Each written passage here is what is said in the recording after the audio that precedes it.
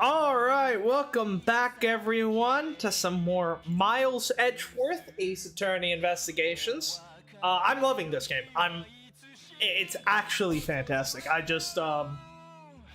really hope they don't fumble the story in the final trial, or final case, I guess, like they did with Trials and Tribulations. But let's just get right into it, because we've got a couple of things to do today before we get to the final case. I mentioned last time that I wanted to go back through the first case and just sort of speed through it, to just try to see if some of the things that maybe Edgeworth says or whatever make more sense in the context of, him having met the Yatagarasu and all this stuff. So, that being said, shut up, Gavin. You're great, but we're dealing with Lang now, so let's get right to it. All right.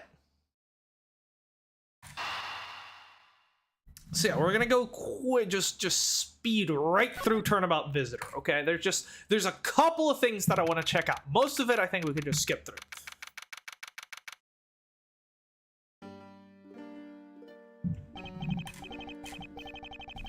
Should the defendant is found guilty? Right. Okay, this is Jock Sportsman. So this is not this shouldn't actually be that related to the Yatagarasu case, although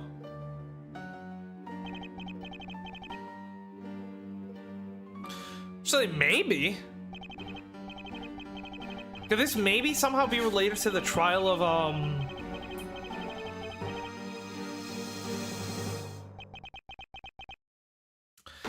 what's his face, the kid that was the murderer in case in the third case, right?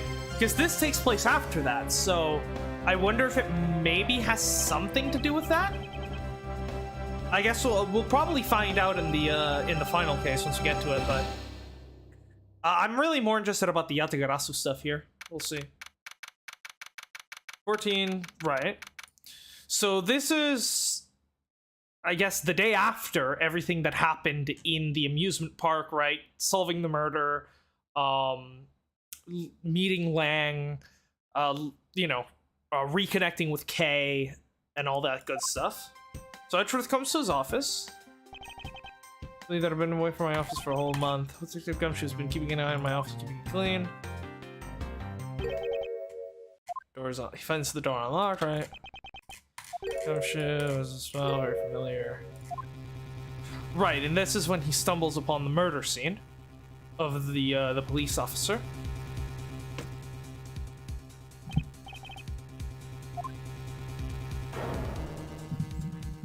Right. But then the Yatagarasu shows up. Or, well, one of them, because there's two of them out there.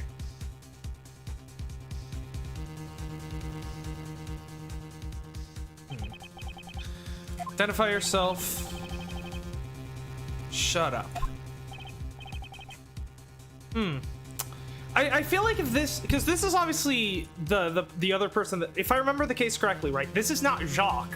This is the person that broke. Jacques is already long gone. This is the person that broke into the office after Jacques, who was supposedly the Yatagarasu. Which means it could either be Kay or Callisto. I don't think it would be Kay, because I feel like since Edgeworth literally just was with Kay earlier that day, I feel like he would have recognized her voice. So that means this person here must be Callisto, right?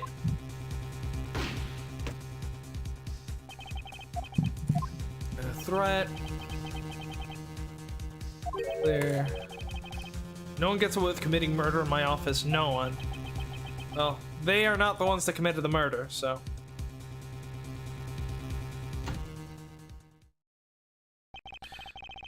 Miles Edgeworth, North prosecutor. That's a multitude of cases, very frantic and busy days. I mean, yeah, this is like the third case you're doing in like the span of like 2 days. Kind of crazy.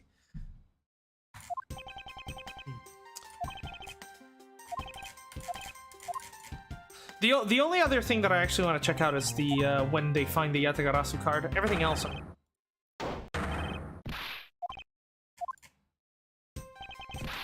For the murder.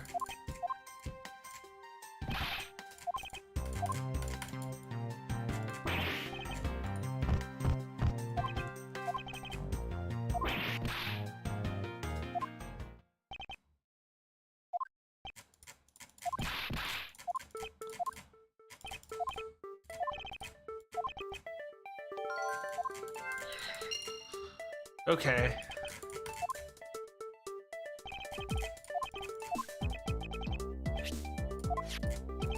Keys.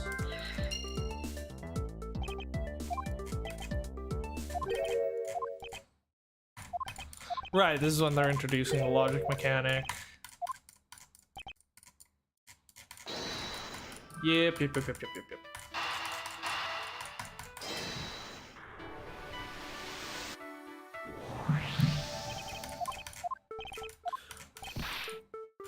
But the great thief Yatagarasu would be able to break in here, no problem.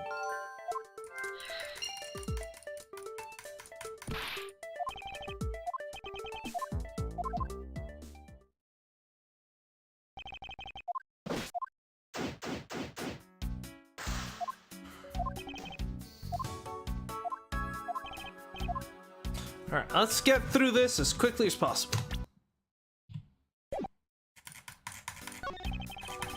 So examine the files.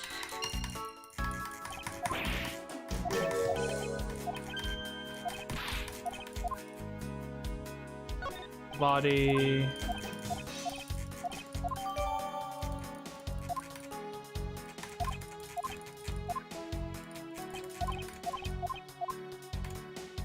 And then is that his badge, I think?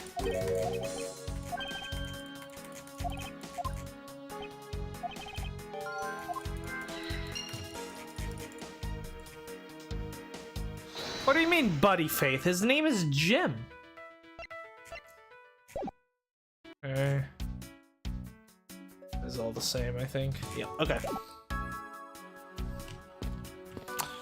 There's a mess of files. Which is just the struggle thing again. Okay, yeah, this is the same dialogue. We can ignore all the, you know, cool little Easter eggs. Let's take a look at the gun.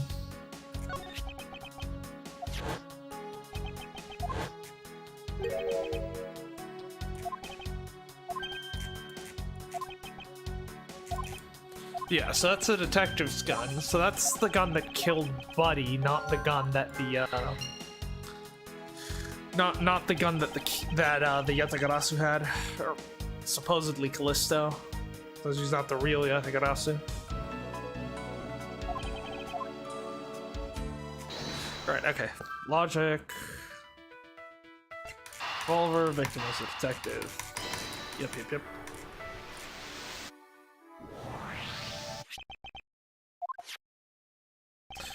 Yeah, most of this stuff isn't actually going to pertain to the, to what we actually care about, so we're just going to have to speed through it until we actually reach the part where the Yatagarasu's involvement is revealed.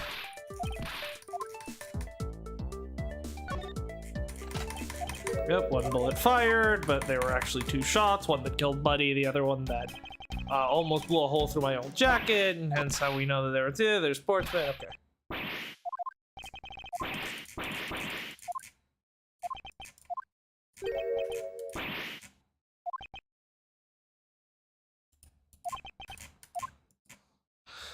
So yeah, we've met Jacques and Jim before, because I think they were like connected to Armano, maybe? Ah, yes! There we go. We almost missed it, but Edgeworth did say, "Aren't you that prosecutor?" Edgeworth.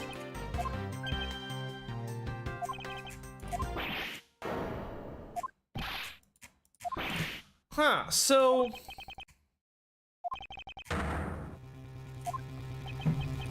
I do wonder if the murder of Jim has anything to do with the Amano smuggling group case. Huh.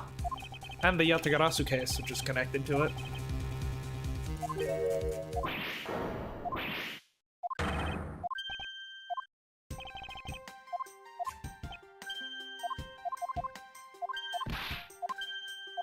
And I'm just skimming through what they're saying.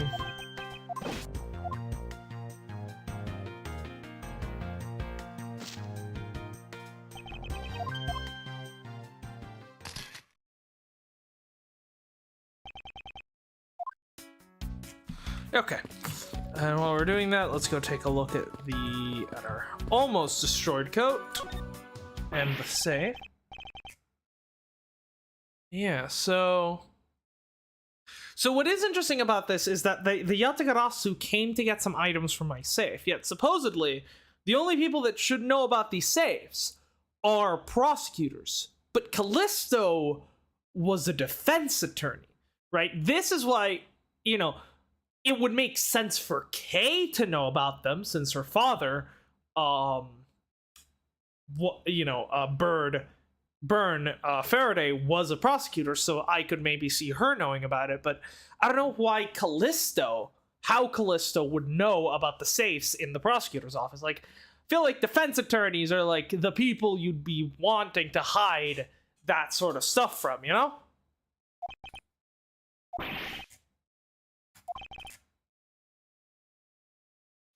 Prosecutorial debut.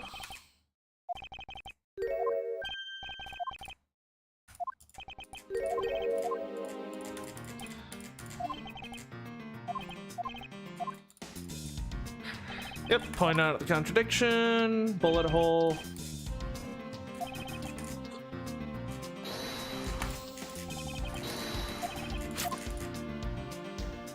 And then the revolver.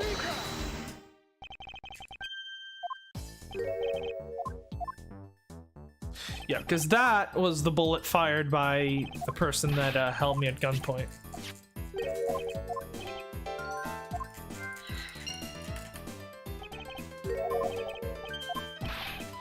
Let's see about the secret safe. Remove the frame, roger that.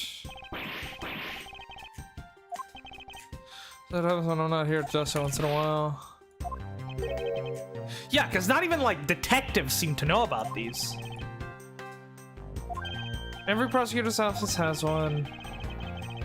Only prosecutors are supposed to have knowledge of their existence. Yeah, which then begs the question, how did if that person who broke into her office and held us at gunpoint was Callisto, how did she know?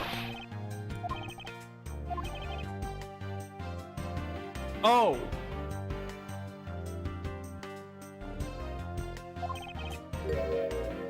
So the safe is only used when trials are in session, but then why did the assailant need something from the safe?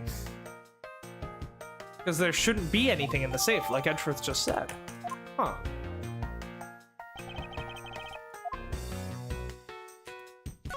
They clearly tried to get into it, though. Keypad. Forensics. Oh yeah, but there's not going to be any fingerprints. I mean, yeah, the fact that it was wiped down is what's suspicious about it, right? Because clearly someone wiped it down to try to, you know, not leave behind, you know, their own fingerprints, because they clearly tried to access it.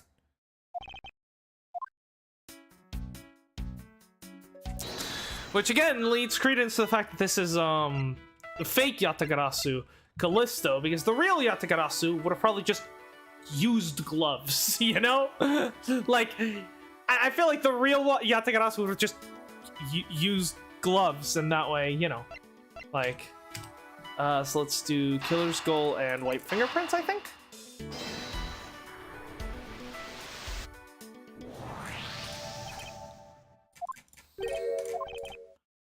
Safe. Criminal had at least attempted to open the safe. Breaking and entering. Yeah. Which is true of both Jacques and of the of the fake Yatagarasu, right?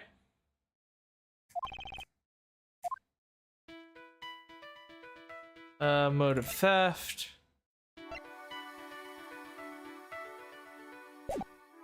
Think about that in a second. Do you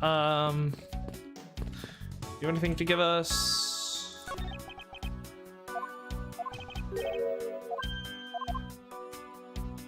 No. Can we do anything with Jacques? Sorry, it's been a while since I played.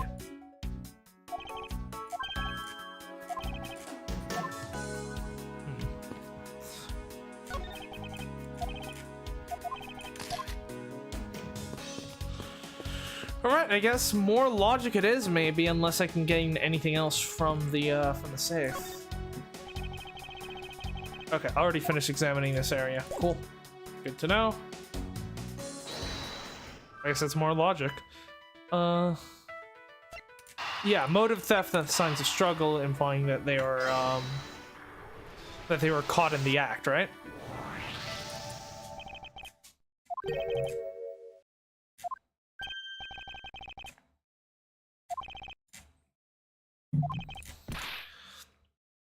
Never seen. So yeah, I wonder if the files that were stolen were the files relating to the old either the Yatagarasu case or the old Kadofian embassy murder case. The KG8 incident, if I remember correctly.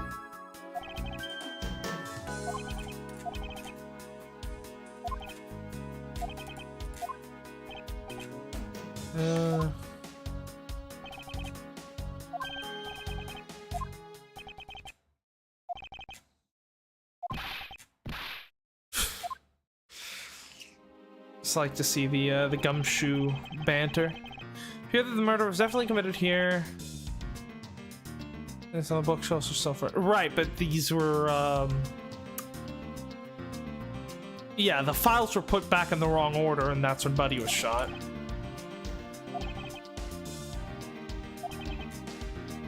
Have time to deal with your weak stomach right now. Yeah, well, let's do some examination here.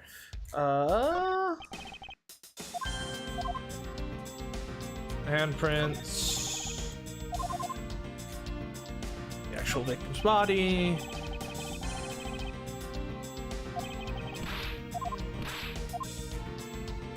And then the bullets. Can we actually...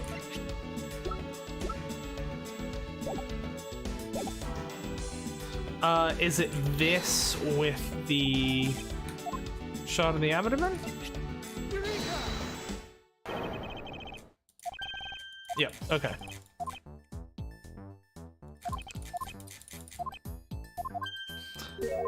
Yeah, but are there any files missing? That's what I'm interested about. The order of the files.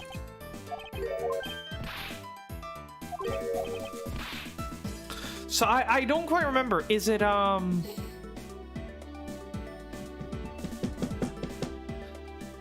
were the files put back by Jacques or by the other intruder? I don't remember.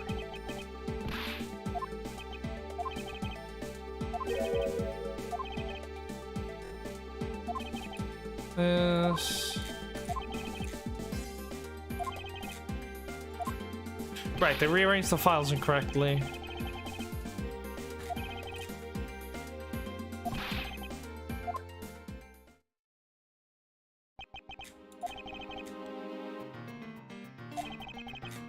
Put the files back. Well, they didn't... I think they were just trying to make it look like a struggle.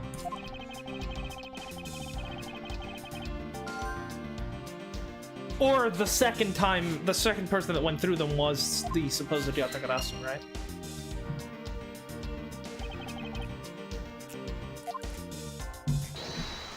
What do we got? Sorry, another handgun. Maybe I think those two to imply that there's two people? Oh, right, the writing.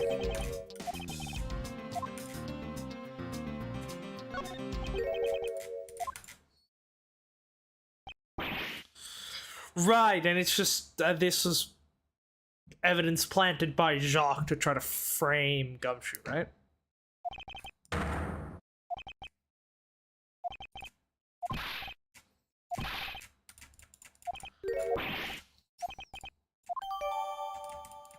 And the file that was stolen. Okay. Do we know what that file is about?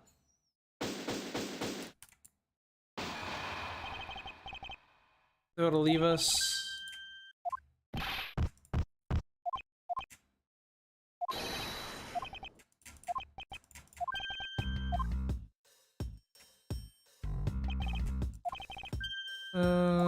Flaw in the slot. Yeah, okay.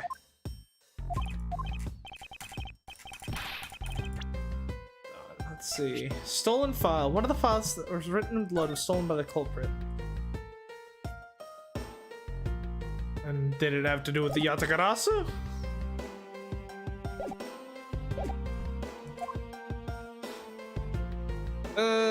Maybe some other time. Don't have time for tutorials right now, Gumshoe, sorry. We're speeding.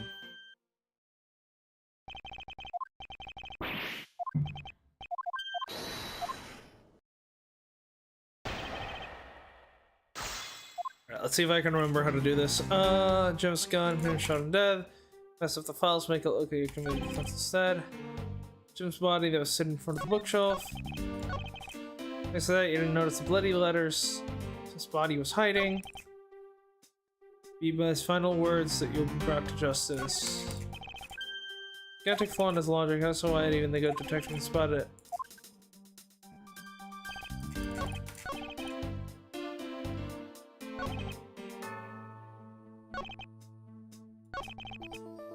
Yeah, the fact that the file that was stolen had, you know, the letters on it.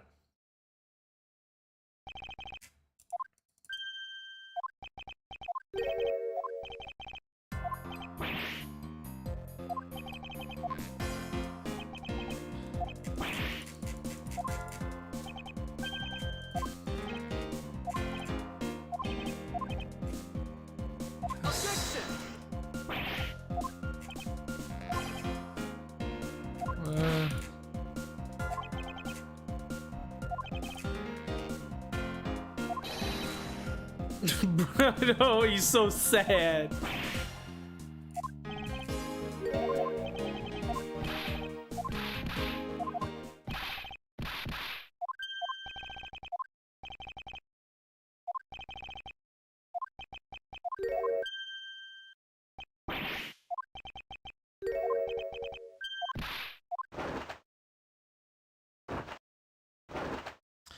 Where you got that fucking jacket all of a sudden?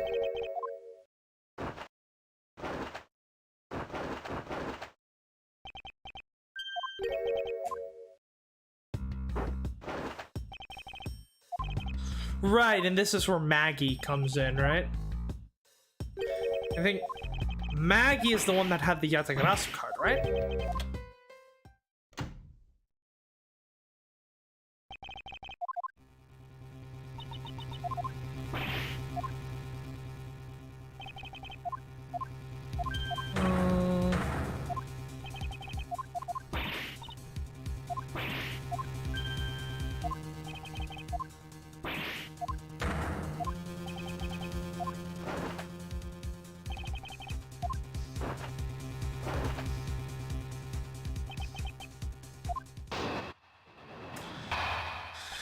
Alright, Jock, let's go.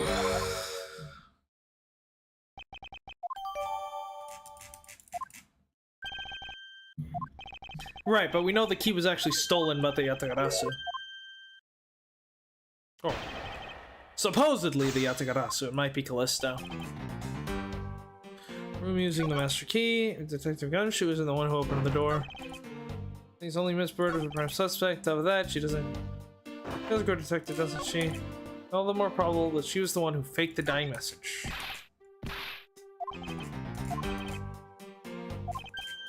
Okay, so we gotta press for this one. Hold it!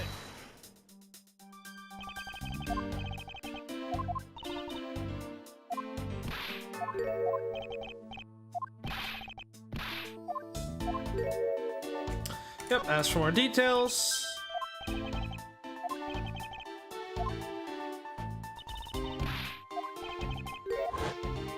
So I'm missing at 1.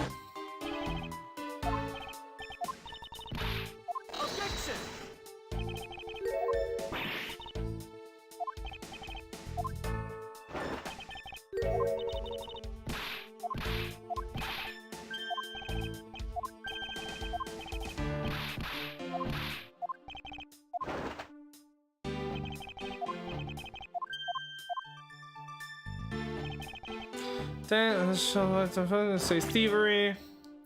Yeah, but how did she know about the secret safe? Only a prosecutor would know about the secret safe.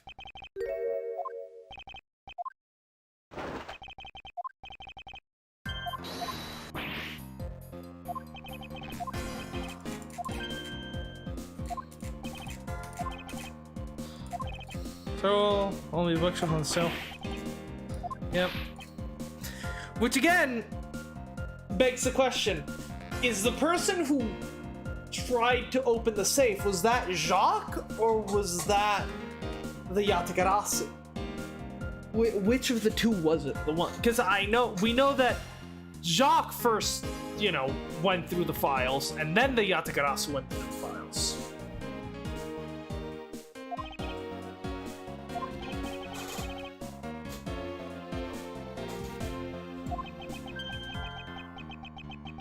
Yes.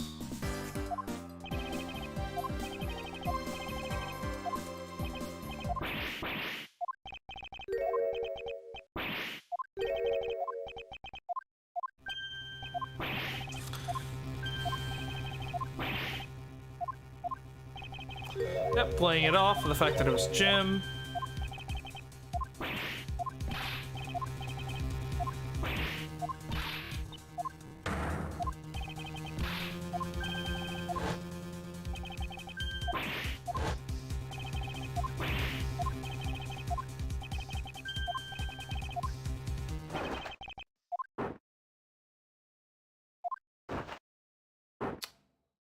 Okay, I think this is actually right about where we ended the first episode, so we've gone through... It took us 2 hours to get through this much of the case, I think, the first time through, and this time we've done it in half an hour, so yeah, we're doing good. We should hopefully be able to finish this in... should be able to finish this, you know, within the hour, so that's good. And then after that, we can go ahead and...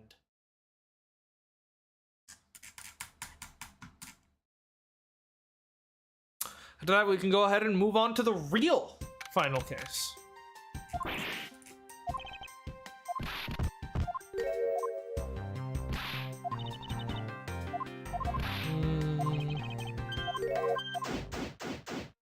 Alright, hallway investigation. What do we got? Nameplates, I think, maybe?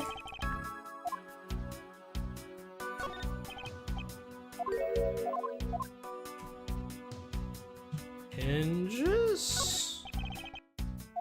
No, it's just the door. Anything in the handle that's interesting? No. Okay. Let's look at the ball.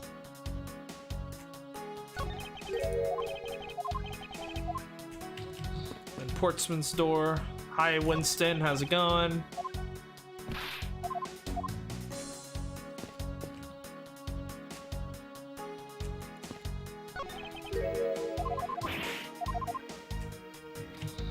You have anything to say?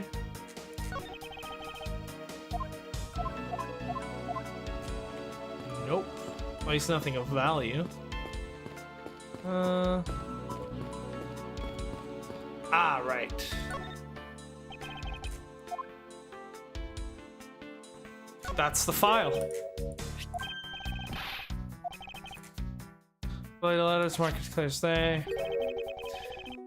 So the fact that this was stolen, but then left here, makes me think that this wasn't Jacques, because...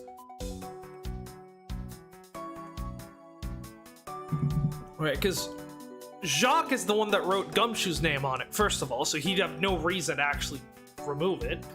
Not to mention the fact that Jacques had plenty of time to like set up the crime scene exactly how he wanted to, so he could have just taken the pages he needed and then left this behind.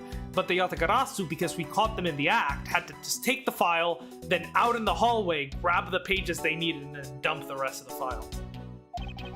If took only what's necessary, left the rest behind. What are these 0 files? Got something worth sealing in them? Not particularly, it's just a collection of court case files. However, the cases within these files are not mine. The High Prosecutor that used to occupy my current office. What are the odds that that prosecutor would be Byrne Faraday? What are those chances, people? My reasons, but let's just say I was charged keeping them as they were. That would make sense.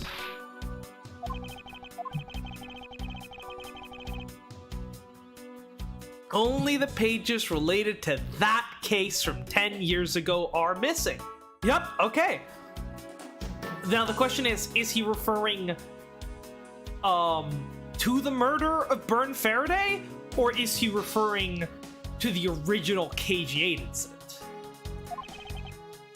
Care about such an old case? I mean, the only people that I think could care are Detective Bad, Callisto.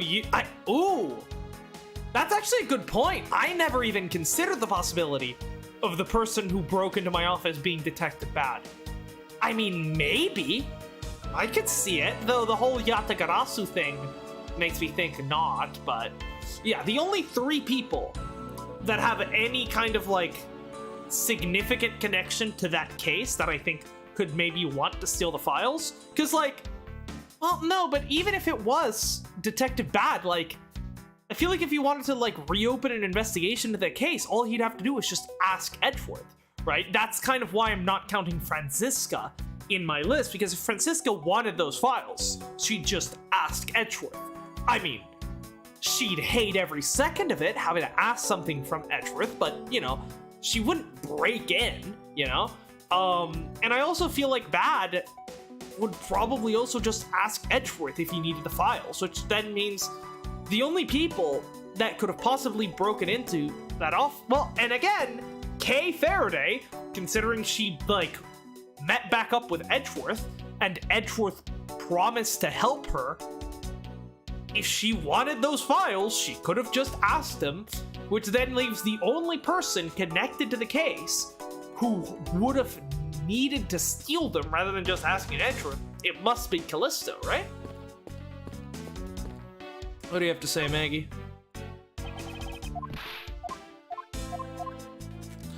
Victor.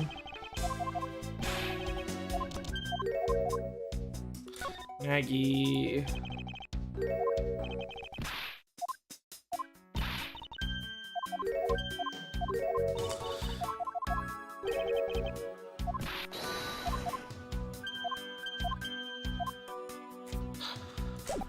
Okay, do we need to logic this out?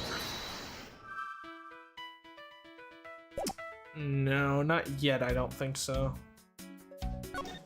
Show some stuff to Maggie.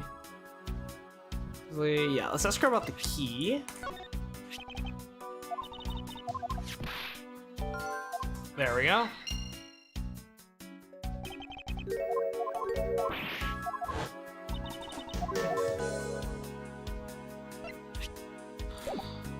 Anything to say about the revolver, maybe? No.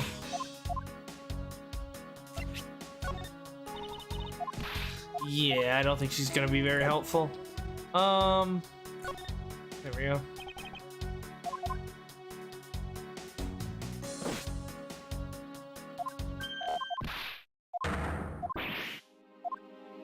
Yeah, and so he changed up the nameplate and the location of the basketball hoop to make her open up my office, if I remember correctly, right?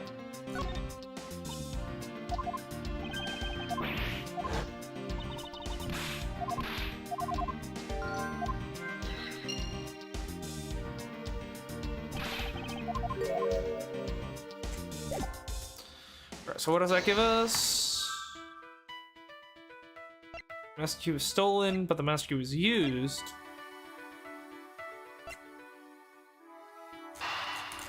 You put those two together to get a nice timeline of events, maybe? Yes.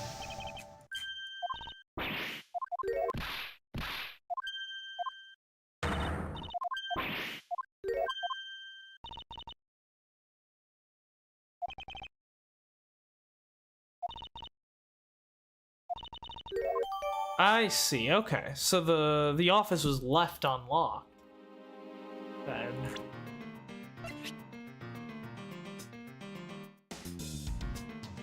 However, if we go ahead and check, as it turns out, it's not locked. I mean, it is locked.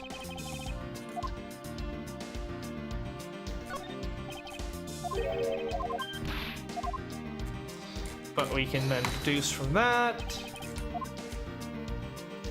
the fact that it should be unlocked.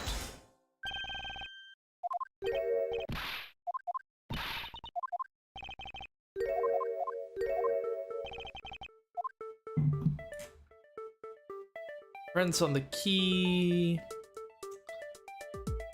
Yeah, we can just do prints on the doorknob.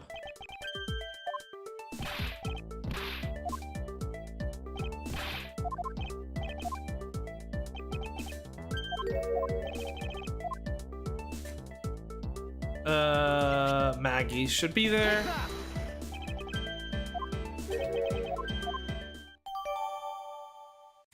Alright, cool.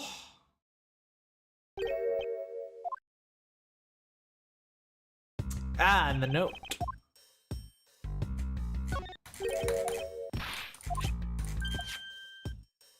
Three pieces of evidence, just like we talked about on the phone, but it looks like you're out. Just catch up to you later, buddy.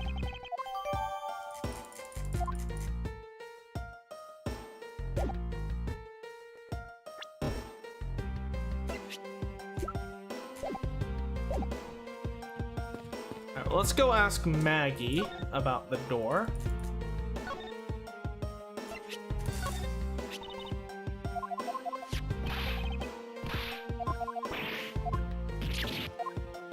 I guess not.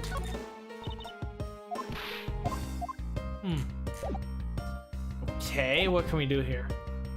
Can we put together the two pieces of logic we have, or no?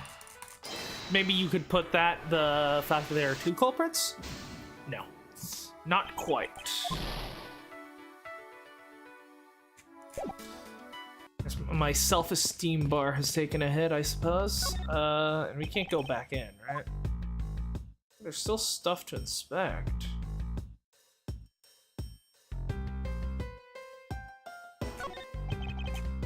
21st century.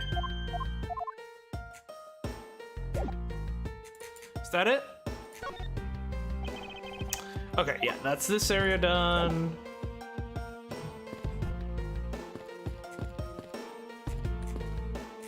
Anything else left here?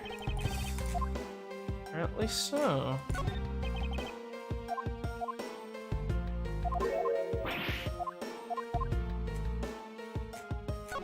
And the hoop. There we go, that's what we needed. Cool.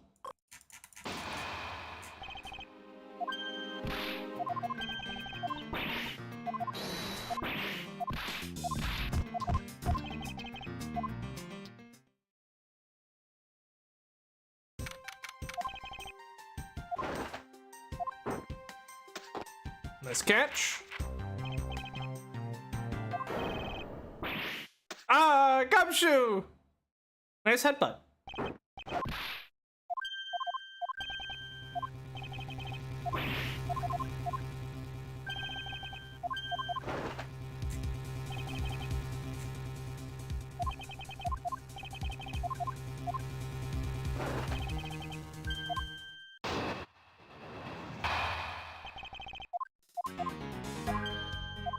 All right, what do we got?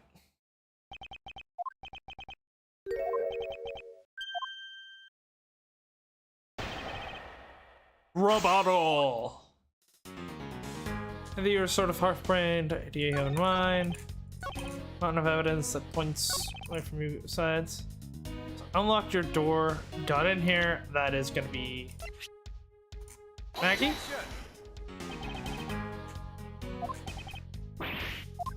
Or I guess not?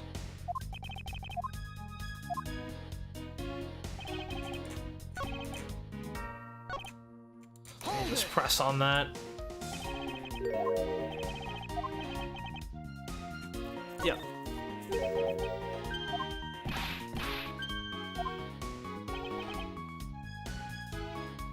Use the master key. Objection.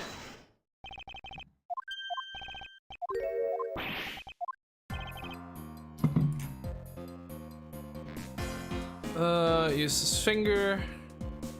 Direct Maggie to open the door with the master key.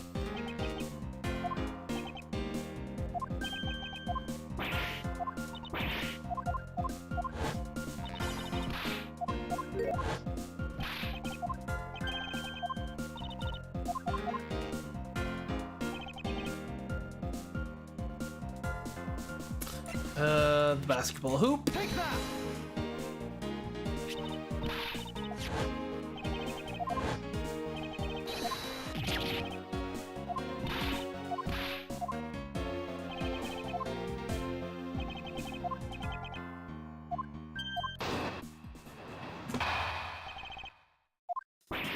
Rebuttal. Come on, come on. Hurry this up, hurry this up. I wanna get an actual, real case today.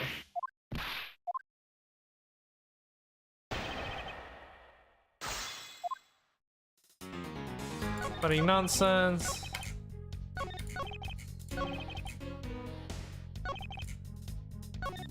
Oh, right, the note that he didn't pick up.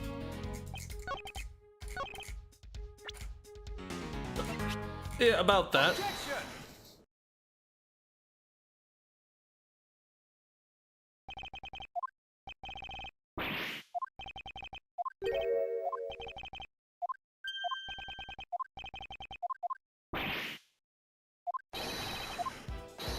Objection.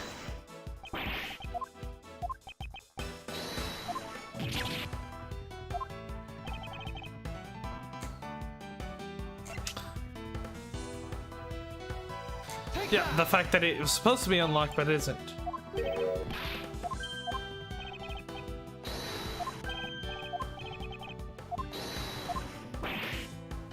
Yeah, you fucked up.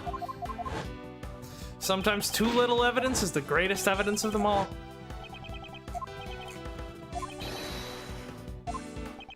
Yeah, but that wasn't him.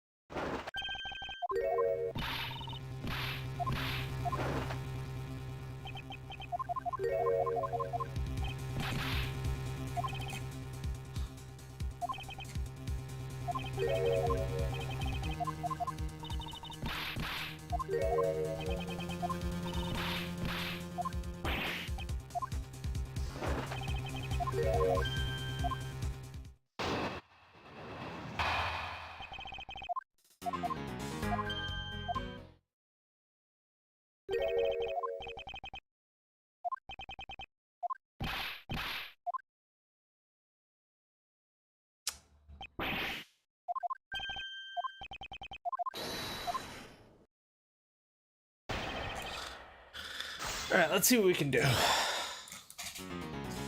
Memory serves, you came back to the office around 2 a.m. Then he had an unfortunate confrontation at the comfort. Yeah, that's what he's trying to use to defend himself.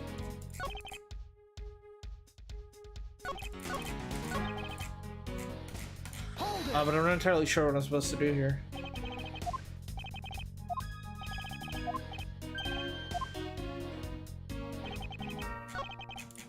Let's see, what does Edgeworth say? Yeah, okay, press him a bit. Hold it. Alright, let's go.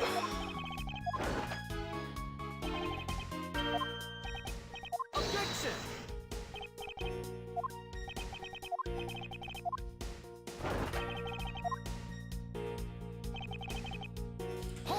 Down criminal affairs. Hold it! I'm sure we can.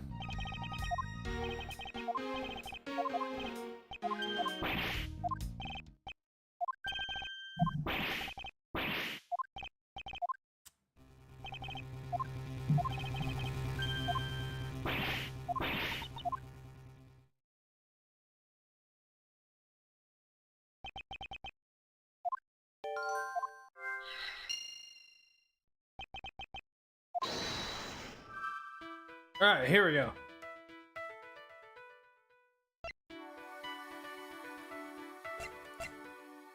Portsman's alibi, another handgun? Yes, okay.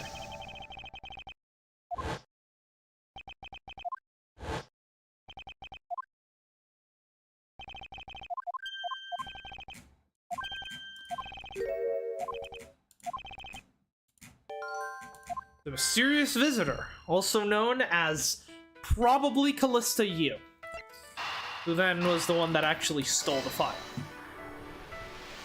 Alright, now we're starting to get into the interesting stuff. Yet another visitor tonight.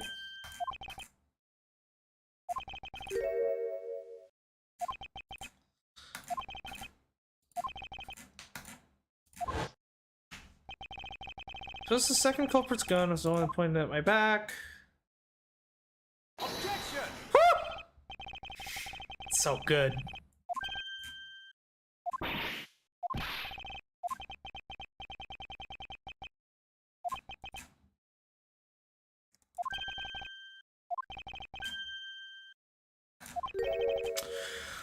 Well, I wouldn't say that they were just a thief if this is in fact Callisto. She's killed like 3, maybe 4 people? Because she obviously killed Mackerel and Faraday, but I think she may have also killed well, she didn't kill Deadman, but he had him killed. And then as for Cece, I mean, we don't even know if that was her real sister. It's quite possible that she had Cece killed and then assumed the identity of Cece's sister to not try to not garner attention. Because we don't know much about Callisto. And the things we know are probably not true.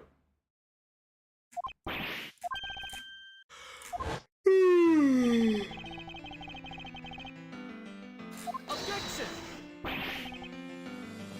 I do find it funny that the second person fucking stole the master key, but then turns out the office was unlocked anyways. Like, well, that was a waste.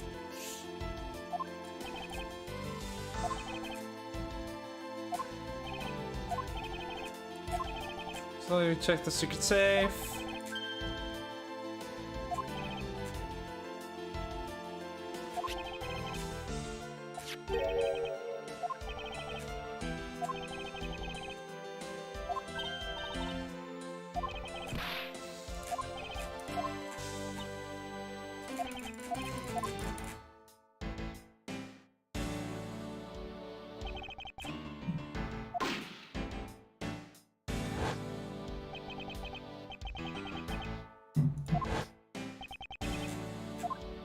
Yeah, he's sweating, but he's not the one I care about. He's small fish. I'm after the big catch.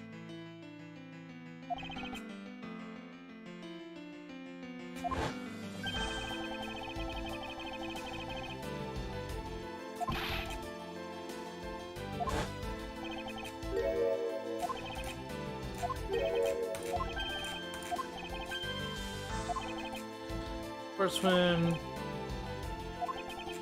Stole the master key. Second time they were disturbed. Wait! Wait! Run that back! Run that back! Run that back! Run that back! Give me. Hold on. I'm gonna. Let me. Oh! Okay, I misread. So Edgeworth said, "This is the second time they were disturbed, and it seems the thief found their prize." I accidentally read, and it seems the thief found her prize, as if Edgeworth knew, like, suspected who it was. But no, I just misread that. Okay. Leave the file. I appeared. With the gun.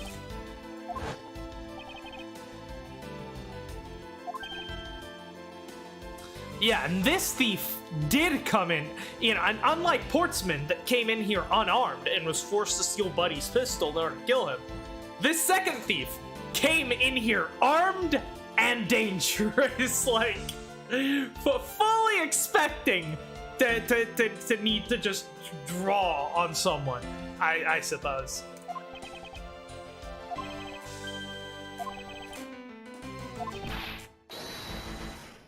Objection!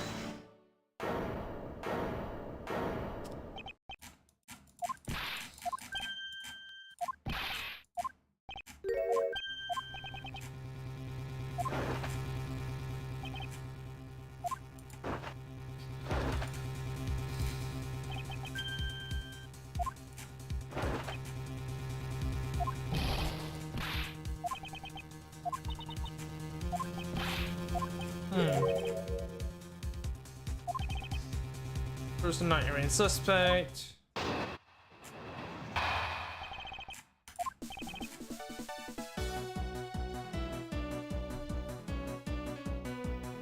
I mean, no, that doesn't make any goddamn sense.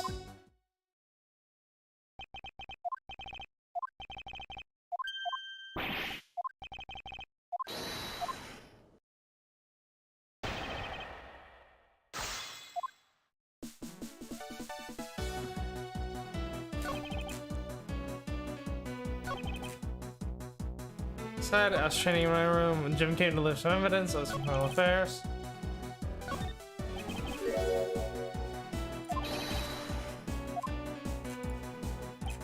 Hold it!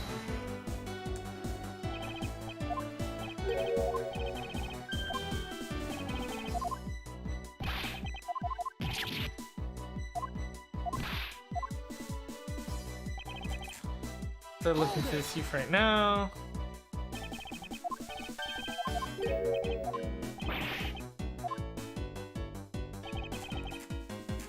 Hold it!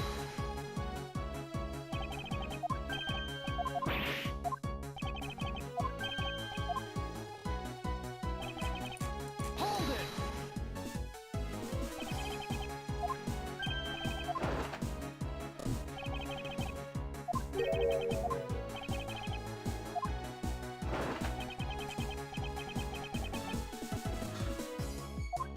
Wait, run that back, run that back. Hold it! What was that evidence you mentioned? Nap. Things related to yesterday's case. Okay, so this is in fact the murder at Gatewater Land then, right? Because the gun was the gun obviously being the murder weapon, but the pendant being Colin Devereaux's necklace, right? Okay, so then yeah. So Portsman was prosecuting I forget the kid's name, the son of Ernest Amano. Okay, so he was actually working on the case that we had solved. Interesting. I wonder if he worked with Prosecutor Lang then. Oh, prosecutor, investigator.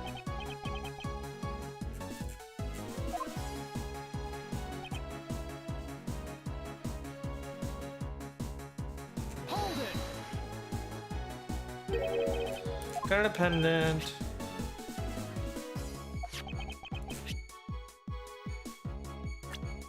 Right! The gun is a standard issue police officer revolver, but that's because this is the gun Wait. But if this was the murder weapon from the from the Gatewaterland case, then why has only one bullet been fired? Yep, there it is. The Pegasus pendant. Compare these two to.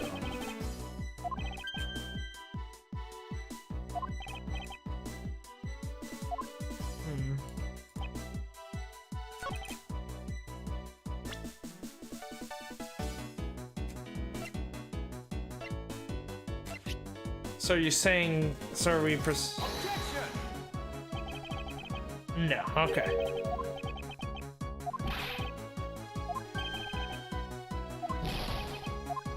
That's fine. Hold it.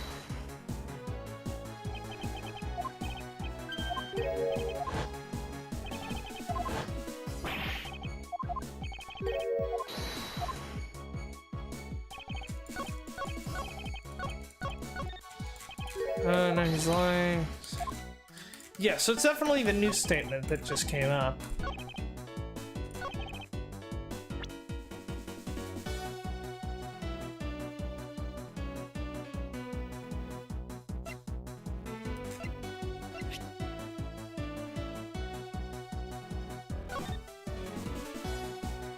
Ah, right. He brought 3 pieces of evidence, not 2.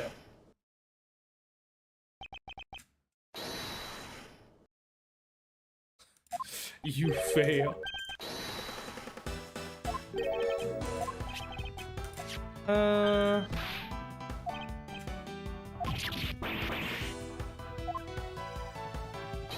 That's not even arithmetic. That's just counting. Like that. A 3-year-old can do that.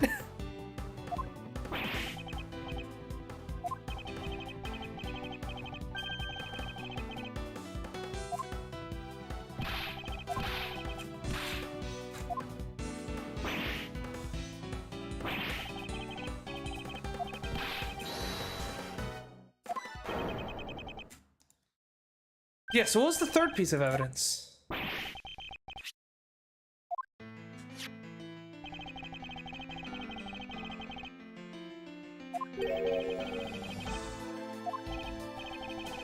I had evidence of this caliber.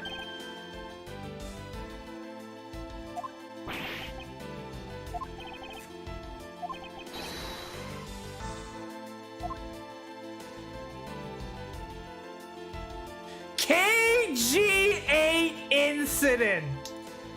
What?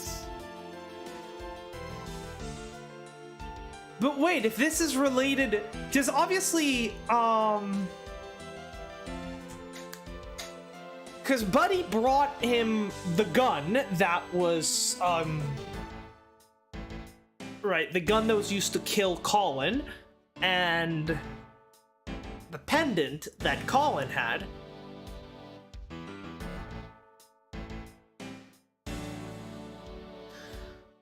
But why this KG8 tape? What did I guess Colin did kind of take the fall for the KG8 incident, didn't he? And that's why he got locked up in the first place. KG8 incident. Police case number, sir. Does that mean the video is evidence of that case? If that's recorded on this isn't important right now.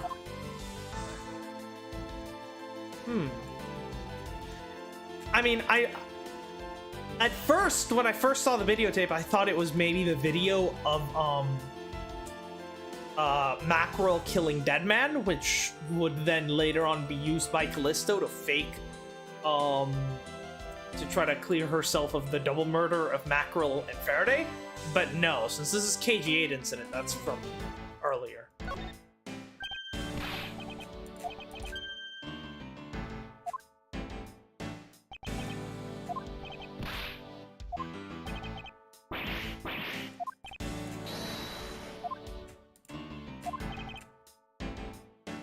Evidence. Question is, why was he trying to hide this piece of evidence? And, well, couple questions. Why did, among two pieces of evidence from a case that happened yesterday, why did Buddy bring along a piece of evidence from a case over 10 years old? And, furthermore,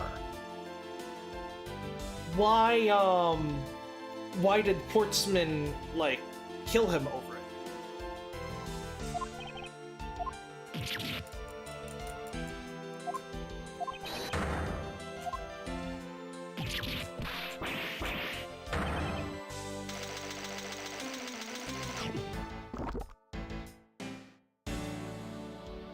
Bro just choked and died. Can't even give him a trial. He's just dead.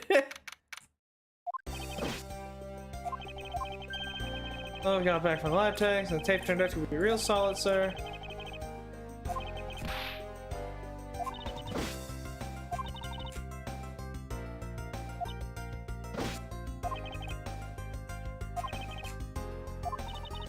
All right, here it comes. Here it comes. Here we should be getting to the Yatagarasu part, right? And then we can actually move on to the real final case. Hold up, hostage situation.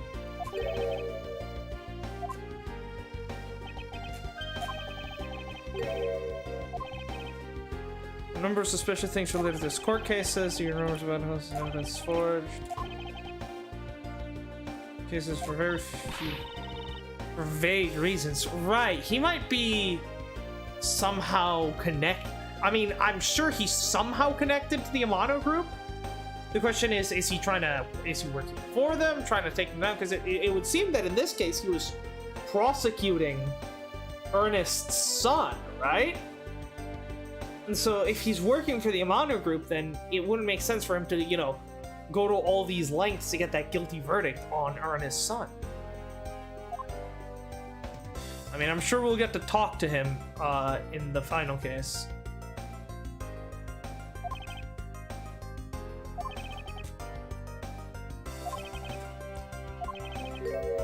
Some sort of huge organization is involved behind the scenes. Right, the Amano group.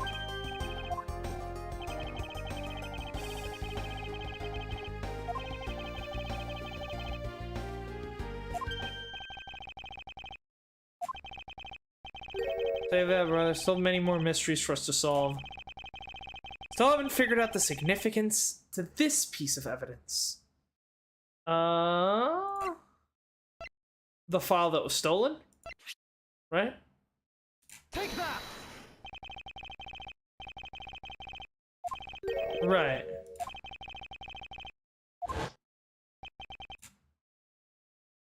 What was it that held me at gunpoint? Edgeworth, sir. Here we go. And there it is.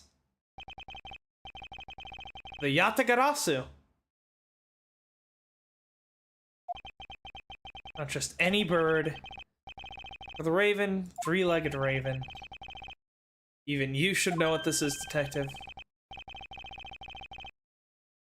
Everyone's talking about. For the legendary bird, the Yatagarasu is noble to the end. Modern Robin Hood. That's the article. The Yatagarasu haunts embassy. Mysterious and phantom-like, the Yatagarasu appears and vanishes at will. Don't know much about the thief's ultimate goal. We do know the targets. Yatagarasu likes to find and make public evidence of corrupt dealings of all sorts. This is always performed in silence and always perfection. Once the target is chosen, no dramatic calling card or advancement is sent forth. Instead, the chosen corporation infiltrated without even the target noticing. Some days later, the evidence that is found is sent out to the mass media, along with a single card. Though it has been a while since the Yatagarasu's last appearance. Right. Mr. Edgeworth, something's written on the back. This is where the thief put the stolen files. Yatagarasu, only a few words.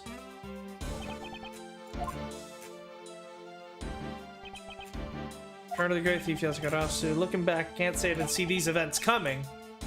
They were heralded by the incidents 2 days ago.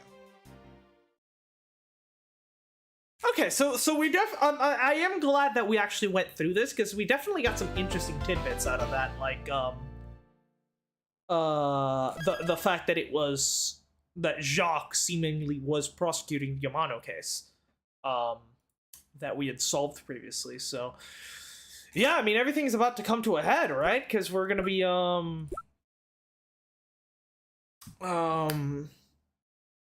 because right, all the things we need to clear up are obviously Inspector Lang. There's right, Inspector Lang and Francisca and Sheena looking into the Amano smuggling group operations. We have to deal with the whole Amano smuggling group. How that then is going to tie into all the other previous murders. How that then ties into the Yasagarasu, Callisto U, Kay Faraday, Jacques Sportsman. Yeah, there's a lot of loose threads right now. So Turnabout Ablaze, I'm okay, yeah, let's we're gonna take a little bit of a break. And then after that, we're gonna get right into Turnabout Ablaze, and let's see it. I'm very excited to see how this game is gonna be what we're gonna be dealing with for this final case. So we will be right back.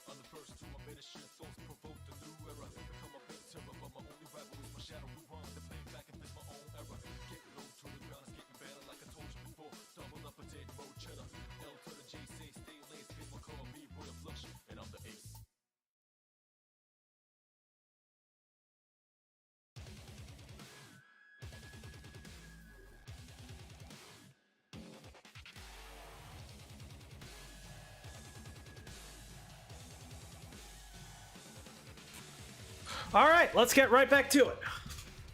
Turnabout Ablaze, the final case. Let's get started. Let's see, because we saw the intro earlier, and I'm very excited to see what they're cooking with this one. 2 cards. One of the Black Raven, and one of the White Raven. I think you got those backwards. Country torn in 2. One to the west, and one to the east. And those which were split are made whole again, The truth will reveal itself. That's clearly a woman's hand. Callisto? Is that you?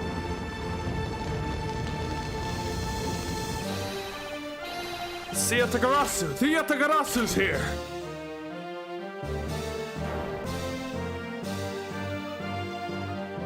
Fucking costume and everything.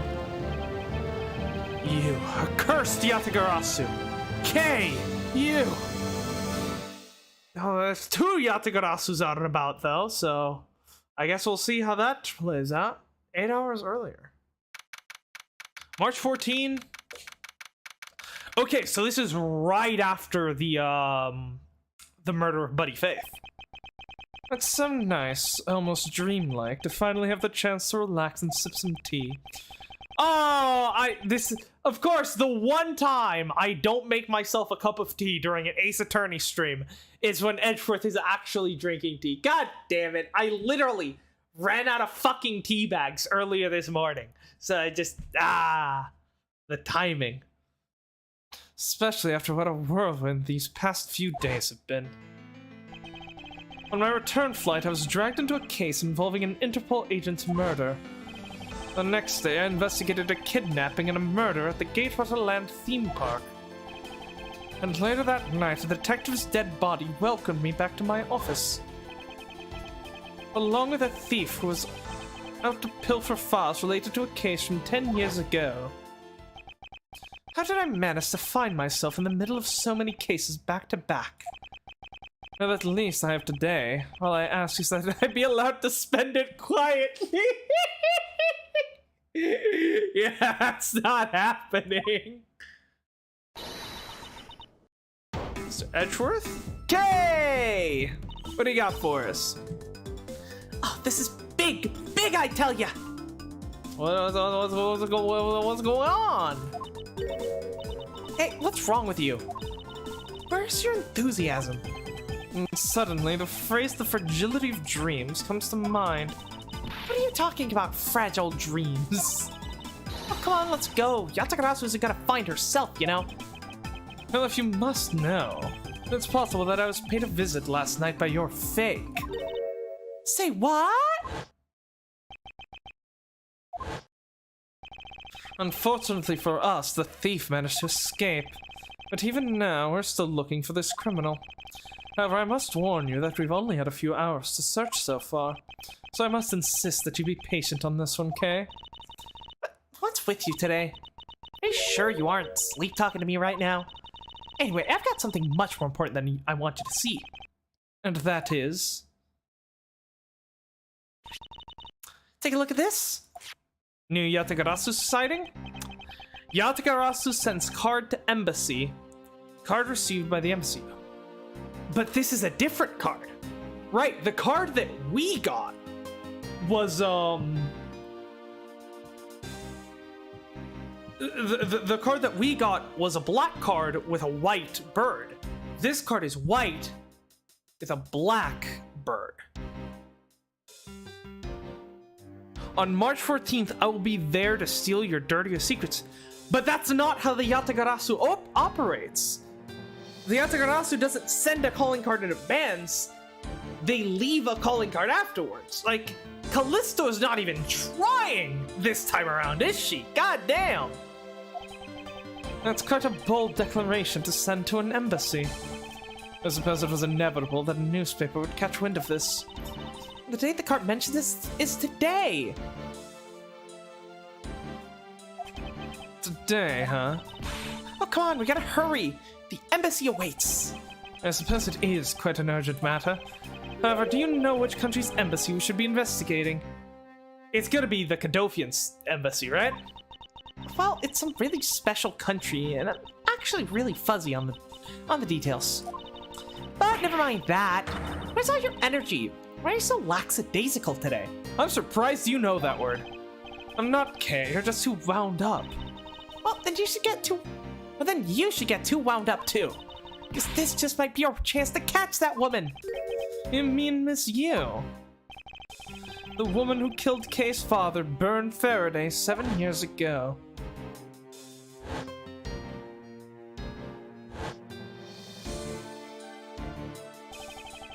Callisto U.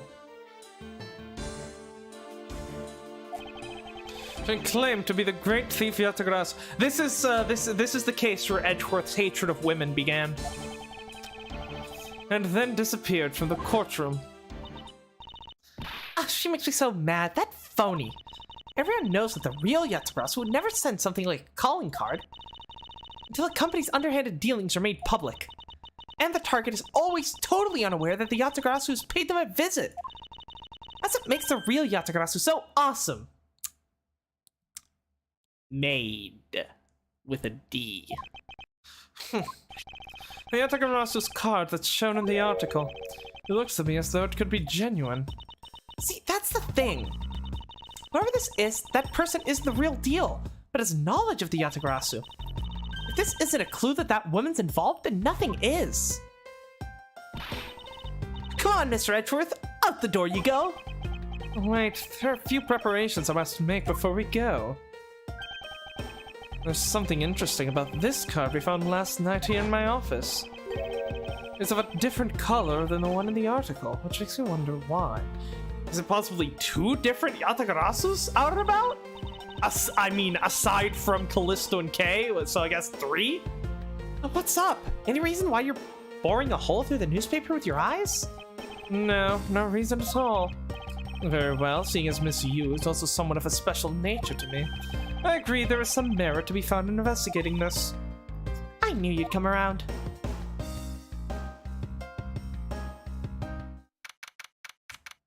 March 14, 5 p.m. Theatrum Neutralis. By the light of this night's glorious moon, we are ready, Ready to embark on our nightly outing. and this is where our tale begins. What is happening, dude?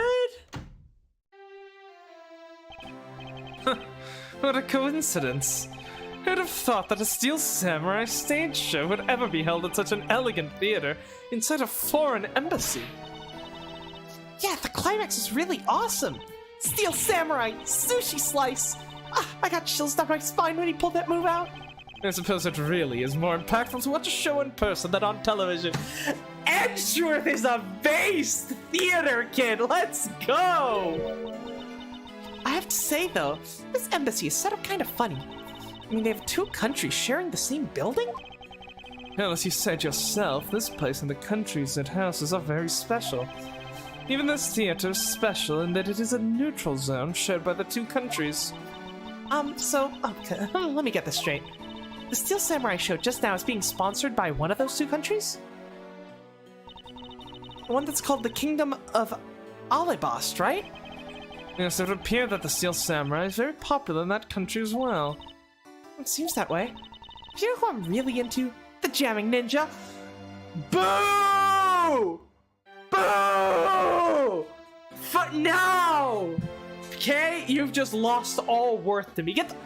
Kay, you better take those words back right now, or I swear to God, I will bash your skull in and become the next culprit right here this instant. God fucking witness me if you say those deplorable words in front of me ever again. The Republic of Babal is sponsoring a Jamming Ninja stage show. Losers. Okay, so why are there so many countries involved? We obviously have, you know, our current country where we are right now, Japanifornia. If only he could cut her salary. Bunyo. I'm guessing, I think that's you, Ben, from the profile pic. Okay, so we have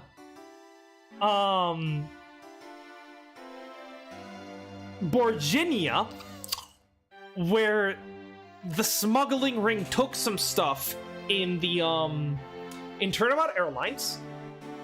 We have Zhengfa, which is where our plane refueled during Turnabout Airlines. We have Is Inspector Lang also from Zhengfa? I wonder if I have him in my organizer. I don't, not yet. I think... Is Lang from Zhengfa, or am I thinking of someplace else? Well, there's the country that Lang is from, probably Zhengfa. Then there's Kadofia, which is where 2 separate murders took place in 2 separate incidents, both related to the Amano smuggling group. And now we have these 2 different republics? What is happening? That's something for fangirls like me. We've totally got to see that too, Mr. Edgeworth. The Jamming Ninja show is gonna kick the Steel Samurai show's rear end. I'm going to boycott that show. We will hold a protest. No one will get into that stage. You know, ever since I first met this girl, I always had this inkling that she had terrible taste in television. That what she really wants to be is not a thief, but rather a ninja. So anyways, what's today's event? What's it called again? The Kingdom of Alibast versus the Republic of Bahal Goodwill Jubilee. The small European countries of the Kingdom of Alibast and the Republic of Babal. These 2 countries used to be a single entity that was abundant with nature, and it was called the Principality of Kadofi! Fucking hell, dude! Oh my god! Okay, wait! So just 10 years ago, you had Kadofia, and then in those 10 years, since the KG-8 incident, Kadofia split into 2 different countries, but they're still sharing that same embassy? Okay, so everything's taking place around this. What makes Kadofia so special? That the whole Amano smuggling ring, Yatagarasu KG-8 incident, why is it all centered here, you know? Is everything alright, Mr. Edgeworth? Yes, I'm alright. Moving on. After a period of civil unrest, the country split in 2. The signs of that past remain. For example, their flags preserve the flower and the butterfly motifs to this day. The same ones that were on the knife, right? Kadofia. The KG-8 incident, and that was referred to as the second KG-8 incident. Yeah, the one question I have is CCU's, is Callisto... Are Callisto and CC really sisters? Or is Callisto U just a fake identity that she took on to be able to serve the Amano group or whatever? In which an embassy staff member was murdered. Both of these cases were related to the Principality of Kadofia. In that 7 years that have passed, the country may have split in 2. However, the Yatagarasu still sent a calling card here. What could it all mean?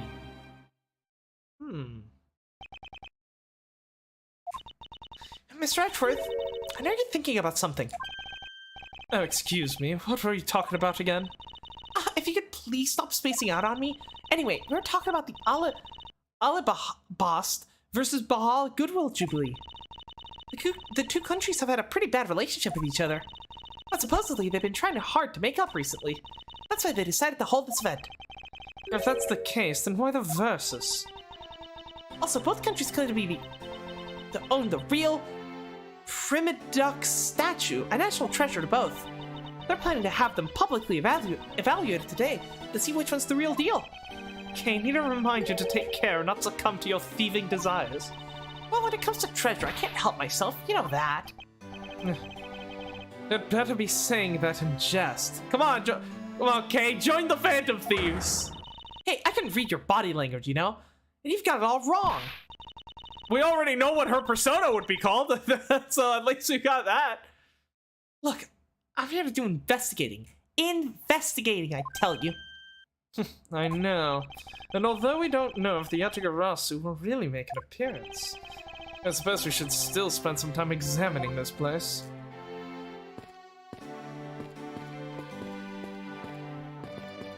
And he's got a silly hat. Oh no! It's her! Please don't. Please just be a background extra. Please don't be an actual character. For the love of God! Oh, suck the K first. It's a very festive atmosphere in here. Yep, super festive. I'm really happy for the Kingdom of Alabast and the Republic of Baal.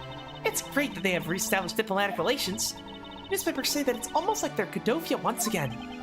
Perhaps you're bearing witness to this historic moment in time. Hey, look! They're selling some commemorative merchandise to celebrate this event. Founders Godofia biscuits, and over here, they're selling Royal Godofia biscuits. It would seem that they have yet to reconcile their competitive spirits. Hi, Lotta. How's it going? What in tarnation are they? Come on, Big Scoop! Hey, mister, out of that way! Yeah, I'm talking to you! I seem to remember this woman from somewhere. Yet my instincts are directing me to not engage in conversation with her. Perhaps it would be best if I left her alone.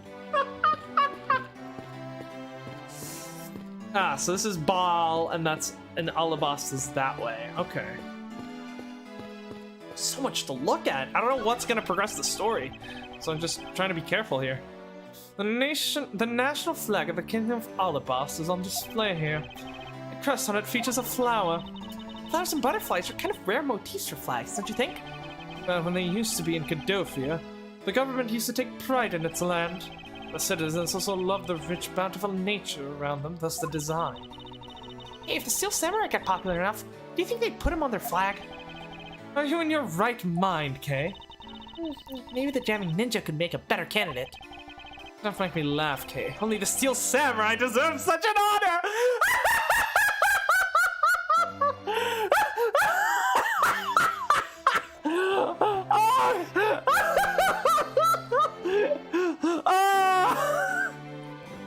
Oh my god!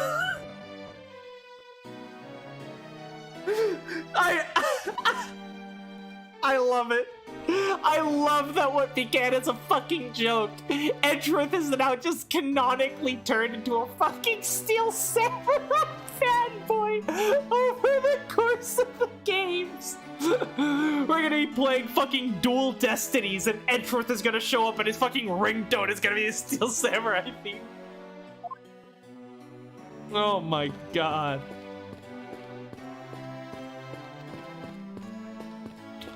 Take a look at this flag. The national flag of the Republic of Baal is on display here. The crest on it features a butterfly. It's really rare to see a national flag featuring animals on it. Well, yeah, because they're hard to draw, and the whole point of a flag is for it to be easy to draw. Not really. I can list at least a few for you that you do. Okay. Then are there any flags with really chic things on them? Chic things? That's pretty vague, okay? Although by my definition, there aren't really many flags that feature a chic object. Oh, that's too bad. If there was, I was thinking about stealing it. And what exactly would you do with a stolen national flag, Kay? Now, what do you have to say? There's something I can help you with? I was wondering, what is beyond these doors? The Bahalese embassy is just beyond these doors, sir. Do you have some business with the embassy? Do you require immediate access? No, that's quite all right. Are you sure, sir? Anyone and everyone is always welcome in the Republic of Baal. Well then, since we're here. An embassy isn't some sort of theme park, Kay? It's such a buzzkill. It is when they've got the Steel Samurai. So looks like talking to the guards won't advance things. That's good. Is there something I can help you with? I was wondering, what is beyond these doors? It's the Alabastian embassy. Now, unless you have some business with the embassy. I suppose I can't really claim to have any business in the embassy right now. Well, you don't have to be so rude about it, Mr. Guard. I mean, from my impression of the Republic of Baal seemed much cooler, but I don't know. You know, say what you will about the Kingdom of Alabas. They sound like dicks, but you know they've got better taste in they've got better taste in television shows. What can I say? What can I say? Hey, what are you? 10 more minutes. No, fine, 5 more minutes. But isn't it really bad for me to spend time doing this? That's no use. Would someone please just tell me what I should do? You appear to be troubled by something. Maybe of any assistance. Leave me alone! I'm trying to figure out just the right time to talk to that girl over there. And if I mess up, it'll be because I'm talking to you right now. Somehow, I get the feeling he's about to fall flat on his face. Well, let's just do what he wishes and leave him alone. You know, I've seen a lot of these shows, and a bunch of them today's show, it was like they went for a complete comedy, you know what I mean? Yeah, and that last move, I couldn't help but laugh. I know, right? And the Pink Princess movement's really stiff. In the middle of the show, I could swear that I heard her hip crack. Oh, I know. I totally thought that the Pink Princess was a bad hip. Seriously, just what were you thinking, you know? I suppose there's no graceful way to enter this conversation. No, but you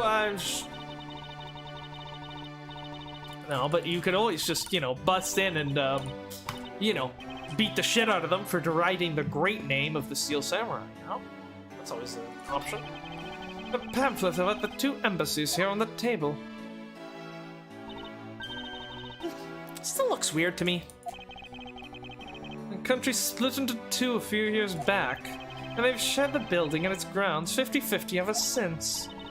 Oh, I guess it's because they don't have the money to build 2 separate ones, huh? I should think that's not the reason why, Kay. I suppose it's just help myself to one of these. Cool. Oh, that was progress. What's all that hubbub? Okay, hold on. We're gonna restart this so that I can check out the rest of the things in here. Yep.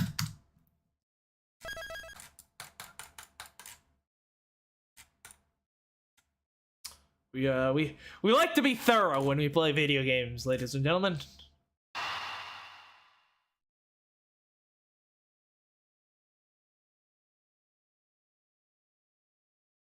Yeah, chapter start.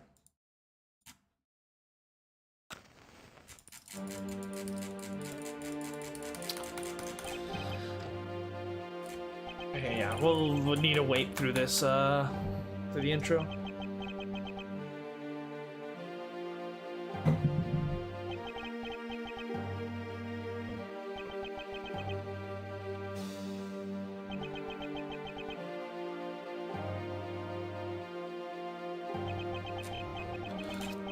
Yeah, why is Cadofia so, like, tied into this whole case? Because, like, we know that the Amano group has, like, the Amano smuggling ring has, like, people in Virginia. We know they have people in, Zhengfa. So why specifically Cadofia? Why does that keep being the sort of the big center point here, you know?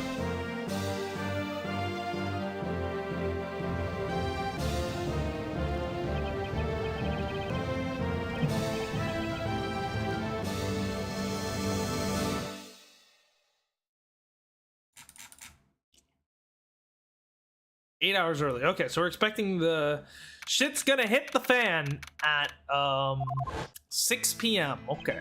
Let's keep an eye out for 6 p.m., shall we?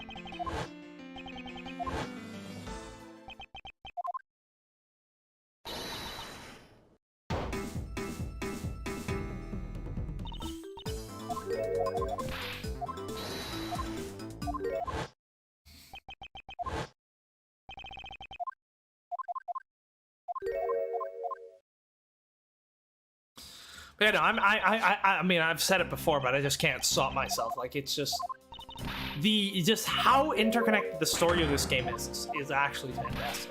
So, yeah, I'm really excited to see how they're gonna how this is all gonna come together at the end, because it has the possibility of like. Because, like, so far, the last 2 games that have tried to do these, like, interconnected storylines, those being, Trials and Tribulations and, Apollo Justice, both kind of fell flat at the end. Trials and Tribulations more than anything because just some really big plot holes with the final case. Apollo Justice more so just because the ending was really lame, and it feels like they really just wasted Kristoff's character with how they with how they did the ending. Although, the fact that, the whole thing was took place thanks to the camera that Phoenix got from Emma is pretty cool.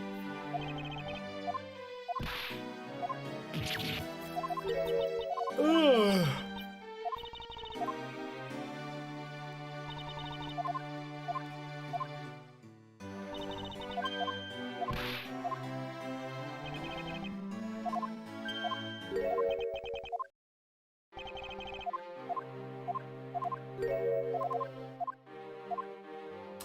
I mean, yeah, that's a terrible flag. Like, the whole point of a flag is that it needs to be easy to draw, so that, that way it's just... Like, it's supposed to be a symbol of the country, hence why it should be easy to, like, replicate, So that's why any kind of, like, complex designs on flags is really just not a good idea. What do we got here? His flowers are sent by Global Studios. Global Studios? That's how they filmed the Still Samurai television show. They've been producing hit after hit recently, so the studio's being remodeled. Oh, I read about that in the papers the other day. The mascot of theirs is also getting a facelift too, right? What's its name? Oh, you mean Mr. Monkey? Yeah, I thought it was something like that. You really have great memory. Never underestimate my powers of recollection. I've won 50 Steel Samurai themed trivia competitions. Okay? Get on my level, child. It appears the child is watching a video from the first season of the Steel Samurai. Go, go, keep fighting until your last breath. Go, my hero, the Steel Samurai. I'm completely absorbed in singing the theme song. I see. I'll let the child watch in peace. Though I can sing it much better, of course. What are you filming? Okay, that's good. All right, give me a dramatic slam right there. Stop, hey, do you mind? Get out of my way, buddy. Okay, once more. 3, 2, 1, action. Okay, was that my fault just now? Well, he's obviously working. I guess I should leave him alone. What is he even filming? Where are you? And here we are, reporting live from the Theatrum Neutralis. As you can see, tonight's audience is full of enthusiasm. Let's see what the member of the audience has to say. Well, Okay, that was good. Let's do one more run through. Excuse me, but when are you ready to film for real? Would you mind giving me a call? It says that you didn't hear a single word I just said. This guy looks suspiciously like Manny coaching. This is the perfect angle. Go, my image. Travel across the wave world and into every TV set around the world. A more honest approach to appearing on TV might serve your ambitions better. Alright, that's all I wanted to see. Alright. Let's progress.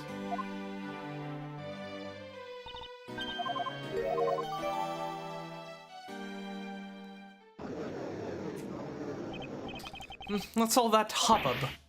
Huh. Hey, look! It's the Steel Samurai! He's got his son, the Iron Infant, with him!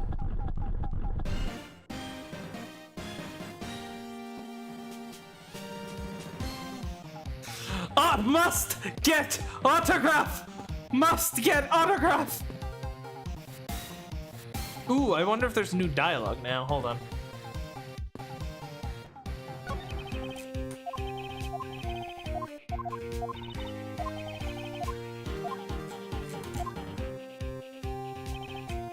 There's a very festive atmosphere in here.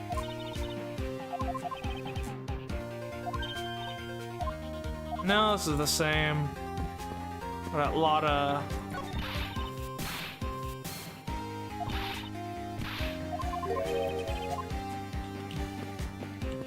I mean, you're at least looking at a different person now.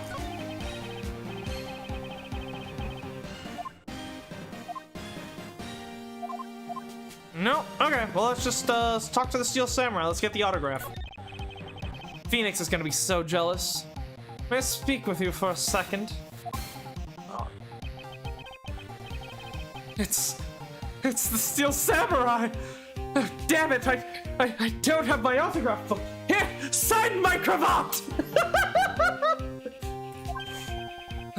I simply must show this to Maya! I'll never take this cravat off ever again. Mr. Edgeworth, what are you glaring at him for?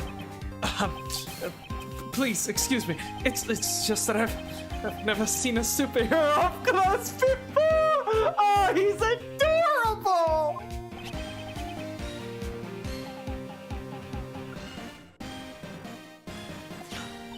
It looks like he's written something down for you.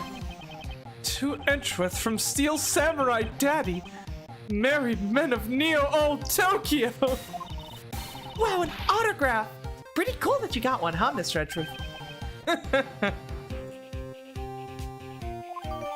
Maya's going to be so jealous.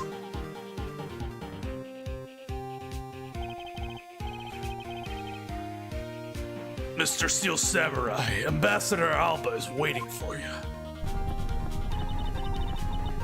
And now, the Steel Samurai. We'll proceed to enter the kingdom of all of us to shake hands. The Steel Samurai isn't only here for the two countries tonight, but rather can be thought of as a goodwill ambassador for our own country as well. There he goes. I have to spread goodwill to the world. Yeah, the singing ninja could never do that, huh, okay? So, can we see anything here? Ah, we can. Okay. So, the King of Alvast still produces very luxurious Kodofian paper. Bahal is sole producer of Baldis ink, which is made from witch crystal? Known to generously finely carved knives. Oh, it's glorious. To Mr. Edgeworth. So we never actually told him our name, did we? So then the person under the mask must be is it Powers? It must be Will Powers then, right? I'm glad to know he's getting some work again. Or it could be, or it's just gonna be fucking Larry Butts, because that is true. We haven't seen Larry yet, so maybe. We've seen Phoenix, but we've seen Phoenix, we've seen Oldbag, we've seen Winston, we've seen Lada, we've seen Von Karma, the other Von Karma. But we still haven't seen Larry. It really does seem like a goodwill ambassador, doesn't he? Okay, shoot in the next segment now. Cue camera. In just a few moments, the Jamming Ninja stage show set to begin. Boo! After the show, the Jamming Ninja will enter the Republic of Babal. It is set to meet with the ambassador of Babal at that time. After the Jamming Ninja show's about to start, we gotta get back to our seats. Regrettably, I don't have much of an interest in ninjas. He's so based. He's so fucking based. Love this show will change your mind. Come on, you have to hurry.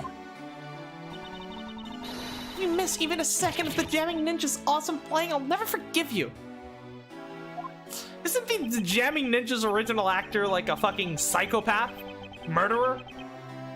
I suppose you're not about to give me much of a choice here, are you, Kay? How's the Jamming Ninja's name not completely tainted by the events of what happened with I forget his name. I could listen to that A Ninja Marked for Death's Lullaby song all day. Isambard playing and the sad melody really brought a tear to my eye. And his heart-wrenching voice. Now that's the Jamming Ninja's greatest weapon. Those pieces of Jamming Ninja merchandise over there. I've got to have them. I especially want the hair sticks They're selling exclusively at these shows. They're exactly like the ones the heroine, Princess Masola, wears in her hair. Anyways. Anyway, hold it right there, Mr. Edgeworth. Yes? You're thinking of going home, aren't you? Well, it doesn't seem likely the Yatagarasu will make an appearance tonight. Most likely it was simply a prank. Oh, no way. I just know the Yatagarasu will show. But I thought you said that the Yatagarasu doesn't send calling cards. Yeah, I did, but... I figured from the very beginning that would wind up being a wild goose chase. I only came to see the Steel Samurai stage show. That card she sent was genuine fake calling card. A genuine fake? Now, how can I word this? The Yatagarasu's mark that's on the calling card is exactly the same as my mark. Get it now? We've got a problem. The Yatagarasu has been spotted in Alabahast. What? You hear that, Mr. Edgeworth? Ha! So you finally decided to show yourself, you phony! What gives? I'm sorry, but I will need to search you before you may enter. What? Hey! Steel Samurai just waltzed straight on through here without one. And if you don't hurry up and let me through, my phony is going to escape! Okay, a country's embassy is considered to be part of the country itself. If you don't go through the proper procedures to enter the country... Mr. Edgeworth, I'm gonna enter through Bahal and climb over the wall at Alabast. Hold it! You would tell the prosecutor straight out that you intend to illegally enter another... Okay, are you listening to me? Kay Faraday, and I'm coming through. Yes, and welcome! Have someone stop her, anyone! What is happening right now? 6:12 p.m., yeah? Open air stage.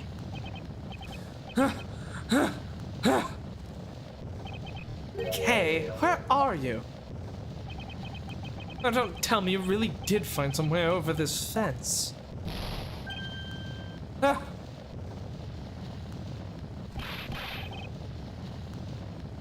Hey!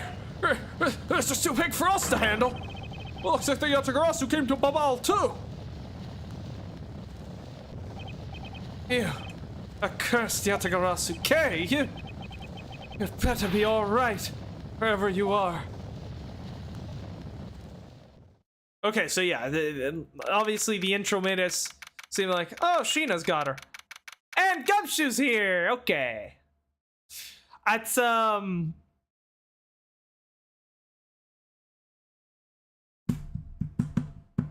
yeah, obviously with the intro they made it want to seem like Edgeworth was blaming Kay for the fire, but yeah, I knew that wasn't, that wouldn't make sense. Secretariat's office. I told you, it wasn't me. Hold it! Fuck, what was my voice for Sheena? We haven't seen her in a while. Kay, are you alright? What, do I look alright to you? You do something about this woman? Yeah, Mr. Edgeworth. Detective Gumshoe, what is the meaning of this? Yeah, well, sir, it's Manny Cochin is dead! He's... What is happening, dude? What is fucking happening? It just keeps getting worse. How does it keep getting worse? At every turn, the plot thickens. It wasn't me. He was already dead when I ran in here, hot on the wheels of the fake Yatagarasu. Look, I only came in here because I saw a suspicious person on the open-air stage. A suspicious person? A long black cloak and a hood over their head. Dare to tell me that's not suspicious. I saw that person and immediately thought they must be the fake Yatagarasu. So I chased after them into the embassy, then into here, and then lost sight of them. I just know that person is the one who did it. I mean, if it's Callisto Yu, it fits her MO. What are you so worked up over? There's no reason for you to be so loud. Correct me if I'm wrong, but you're Agent Lang's secretary. Sheena, I believe your name is, correct? And if you're making an arrest, I assume you have evidence that it was Kay who committed the crime. Is that also correct? Yeah, the question is, what are you doing here? I mean, I assume that means Lang is here, right? Where is he? You refuse to answer. God, she's so cool! She's so cool. I don't need to answer. Yeah, I'm not. Yeah, Sheena is. I think.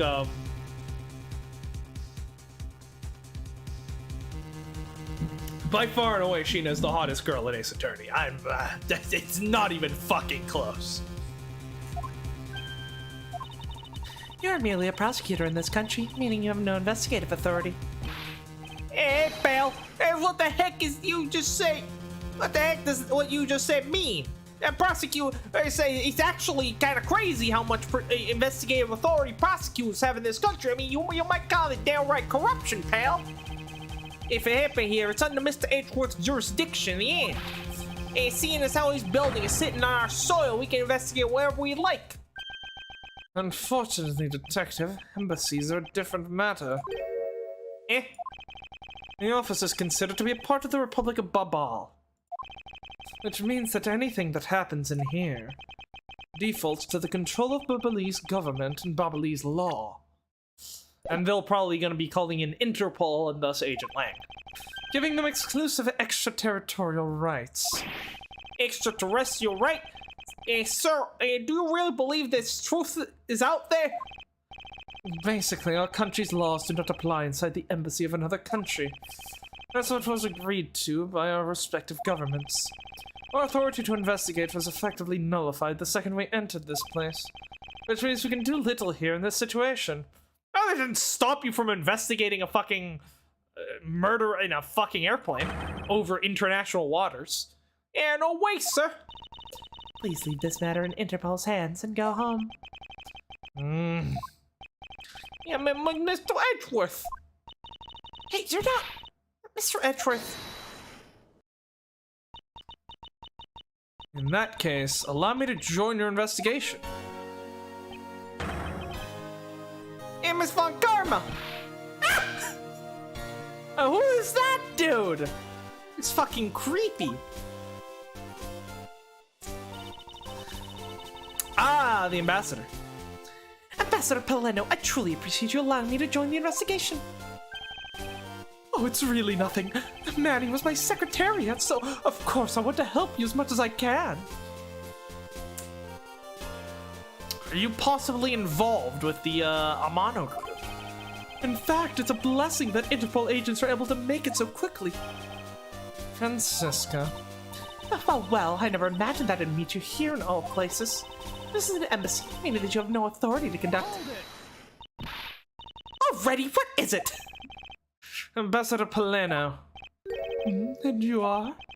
I'm Miles Edgeworth, public prosecutor. I ask that you please allow me to investigate this case as Miss Von Karma's assistant. Assistant? Miles, what the heck do you think you're... Please, I implore you, Ambassador Paleno. Very well, I'll be counting on the two of you, Miss Von Karma and Mr. Edgeworth. What do you mean by you'll be Miss Von Karma's assistant? I don't exactly have a choice, do I, Detective? If I don't become Francisca's assistant, I can't participate in this investigation. There you go again, ruining the mouth with that aloof expression on your face. Francisca, please. I don't know what you're planning quite yet. I mean, yeah, we started investigating the Callisto U case together, so let's finish it together. But at least I do know one thing, that you are now my subordinate. Just remember that my whip is always ready to wake you, should you have a brain lapse. Of course, I'll keep that in mind. If you are done playing games. Alright, let's begin the investigation. Where is Lang? And can you please just let Kay go for a second? Like she looks, she's screaming in distress. By the way, Detective, I suppose it's a bit late to be asking, but why are you here? Yeah, well, better late than never, I guess, sir. Yeah, I was placed on guard duty for the Balis embassy today. And why are police guarding an embassy? Yeah, well, on account of the cards they got from the Yatagarasu. Yeah, they called us up and asked for our help, sir. Oh, and because we've been searching for the Yatagarasu these past 7 years. It was more or less a mutually beneficial agreement, if you ask me. Except for how mutually unbeneficial this has all turned out to be, I suppose. It looks like you failed to competently perform your guard duty yet again. Ah! Look forward to your next salary negotiation. Although it's out of my hands. Yeah, but sir, if it gets cut anymore, I won't be able to buy even packet noodles anymore. Well, then you better start doing a better job, detective. That's not my fault now, is it? Yes, sir. Alright, well, let's fill us in. Now, you were on guard duty. Did you notice anything unusual? Yeah, well, I was on watch inside the embassy. But unfortunately, I didn't run into the Yatagarasu, sir. But I did talk to an officer who was on duty near the border between the two embassies. He told me that not a single person crossed the boundary during the incident. I see. The investigation into the fire and the Yatagarasu are a mess thanks to both events. I'm so confused, sir. Should I be putting the fire out or investigating? And what do you think, sir? Aren't you old enough to solve your own problems yet, detective? So no one seemed to cross between the two embassies. Interesting. I'd like an update on how the investigation is going. Oh yeah, well, it's going, sir. In other words, no one has any idea what happened here, correct? Yeah, well, to put it simply, yeah, you got it, sir.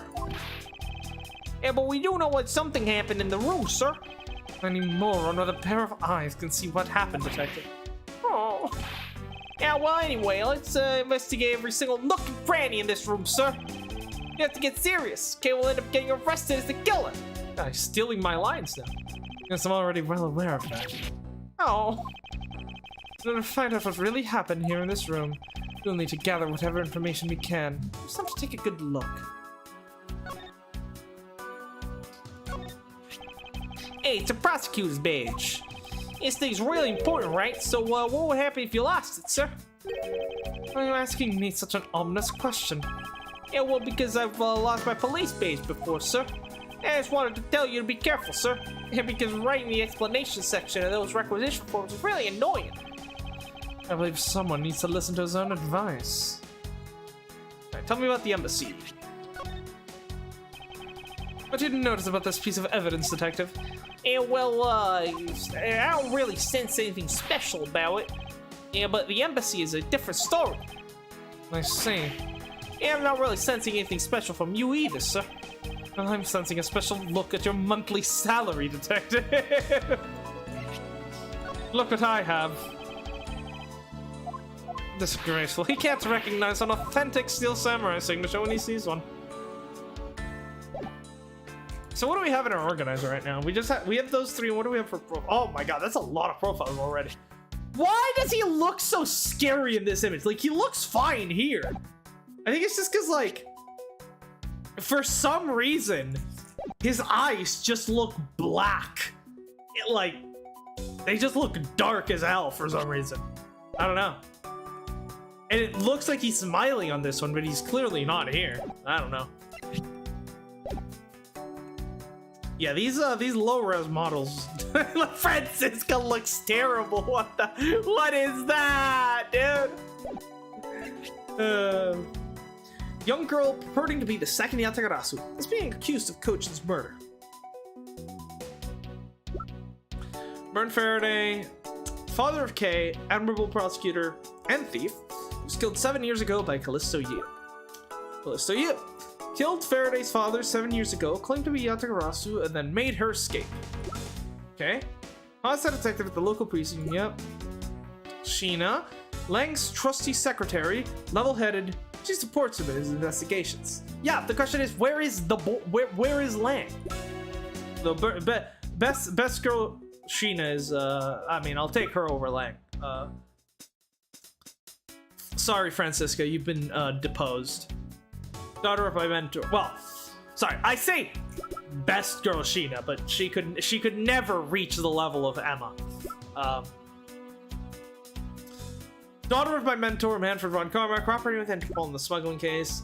Callias Paleno, ambassador of Babal, who will do absolutely anything for his country's tourism industry.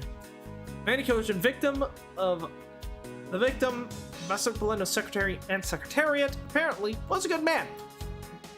Possibly a murderer, but this whole case is just a mess, so we'll see how that actually turns out. Clock. It looks like this was once a grand-grandfather clock, but it was fallen victim to the fire. Yeah, Mr. Edgeworth, is it okay for me to talk about the clocks in my house, sir? If they're unrelated to the case, I hope you'll refrain from sharing, but... Yeah, well, there's this one clock that I made by myself, but that's quite enough, Detective. Oh, I just shut him down like that. These shelves are lined with American souvenirs and memorabilia. It really is strange. I mean, I thought this was a Balinese embassy. So, why so many American souvenirs, sir? Perhaps the Balinese are studying American culture and our tourism industry. And have plans to make the Balinese tourism industry truly flourish. And they would need to observe and study other countries' methods, I suppose. Yeah, speaking of tourism, yeah, I got these from the blonde guy earlier. Said if I bring these with me to Babal, I can trade them in for a few buffets. Oh, so how do you expect to travel to Babal? Yeah, well, the whole world is connected by the ocean, sir. If for all you can eat buffet, I'll swim all the way to Babal if I have to. Can a few simple coupons really motivate people to do such fantastic things? What is this? Hey, Mr. Edgeworth, is still something on this display rake, sir? I can see that, Detective. Knives, huh? So, I'm guessing the murder weapon came from here. Although the blades are all that remains of them, unfortunately. I guess the handles all got burnt off by the fire. Ah, so even the knives fell victim to the fire. Ambassador Paleno, are these knives yours? Why, yes, they are. They are a special set of ornamental knives featuring a native symbol of Babal. These butterfly-themed knives, along with Alibast's own set of knives, are comprised of 3 knives each. But I can't believe the Balinese ones have been reduced to this state. Ornamental knives, huh? There's a small release on the tank of the blade. Mr. Paleno, what is the notch here for? Oh, that! It's a feature of these knives where you can freely exchange the handles on them. So that they can change how they look to fit the situation, of course. I see, so these knives are constructed that the handles can be easily removed. Interesting. The butterfly? Hey, it's another butterfly! I believe it is the symbol of the Republic of Babal. Okay. A drawing this big on the wall of an embassy. It definitely conveys a sense of overwhelming patriotism. Yeah, well, I've got a lot of patriotism too, sir. The reason I became a cop in the first place was because I wanted to protect the country. Wouldn't you join the military for that? You may want to, Detective, however. I've yet to see the fruits of your desire. You don't have to be so blunt about it, sir. What are you doing here? Are you stopping me? Sorry, but Interpol is still conducting an investigation beyond this point. I'm a subordinate of Miss Von Karma. Is there some reason why I'm being denied access? My superior clearly stated, don't you dare let anyone on site, you got it? Yeah, that's definitely Lang. I'll let you examine the site. My superior would get really angry at me. You know, Mr. Edgeworth, I feel really bad for the guy, so why don't we do as he says? Yes, I suppose we might as well.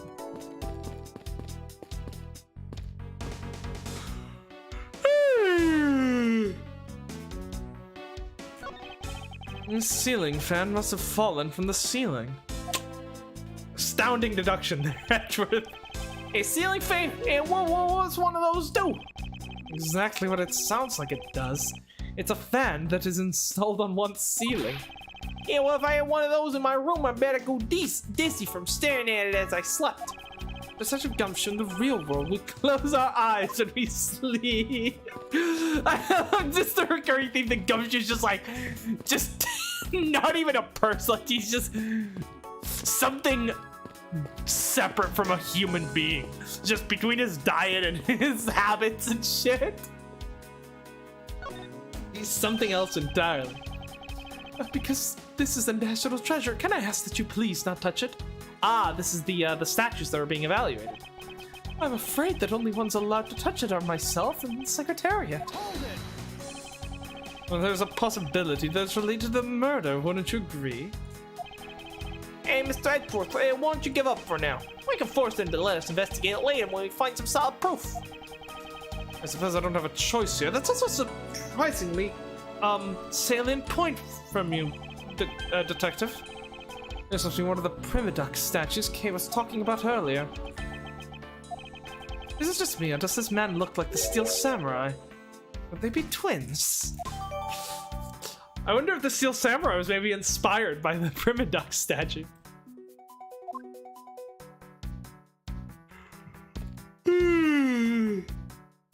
Alright, boss, where do you want me? Miles Edgeworth. What is it? Let me tell you something. You're currently my subordinate. If you wish to convince anyone else of that, you will speak to me with respect. What's with the giddy glint in her eyes? I don't think that will really be necessary, Francisca. Oh, really? Well, it doesn't matter. It doesn't change the fact that you are still under me. I thought Francisca was flying around the world in pursuit of the smuggling case. Then why is she here in this embassy? I mean, we do know that there's some kind of connection between Cadofia and the smuggling ring, considering, you know, the KG8 incident of the murder of Deadman. I was investigating the Alabastian embassy when I got wind of this mess. Oh, that's right. The Yatagarasu was due to appear in that embassy as well. Yes, but the difference is that we didn't have a fire over there. Although there was an incident at the Alabastian embassy as well. But I left Agent Lang in charge of that case and came over to the Bali's embassy. Oh, so Agent Lang is here as well. Delightful. I see you've met. Well, he's in the Alabastian embassy, acting as a bodyguard for Ambassador Alba. However, he seems to have a different reason for being there. Interesting. So the suspect in the murder that occurred in this office is the little girl I see. Is she perhaps trying to be the Yatagarasu? Kay would never harm a soul, sir. Kay? You remember, do you not, about the case you investigated together 7 years ago? That girl is the daughter of the victim in that case, Mr. Faraday. So she's that feisty little girl. Kay has been on the trial of the Yatagarasu, which is how she ended up here. Looking for the one who took her father's life. I see. Kay's trying so hard, but you know what? Yatagarasu just keeps on tricking us all. How so? Yatagarasu sent the card saying, I'll be there to steal your dirtiest secret. Right, the card. Yeah, but all we've had is an arson and a murder. And a lot of boys are going in circles. You know what this is, sirs? It's a breach of contract. It's going on the rap sheet. If you ask me, I'm perfectly fine with the fact that nothing was stolen tonight. I do wonder, though, if Callisto Yu really is the Yatagarasu. What about your prosecutor's badge? I have one too, you know. Ah, yes, so you do. But seeing as I'm not currently a proper prosecutor, I thought I'd give presenting it a try. Is that any way for you to act towards your superior? As if threatening a whipping is the proper way of lecturing someone. But both make valid points, I have to say. Miss Von Karma, what do you think of this piece of evidence? Well, since you asked so nicely as my subordinate, I'll answer you. However, as your superior, I must also make sure that my subordinates grow on the job. Therefore, please gather your own thoughts together first, and then try presenting again. A simple "I don't have thoughts about that" would have sufficed. Yeah, posturing is all she knows how to do. She'll be kissing up once we solve the case and leave her in the dust once again. Miss Von Karma. Okay.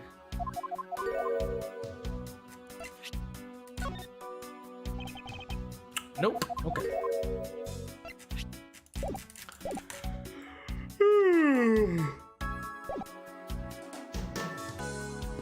Alright.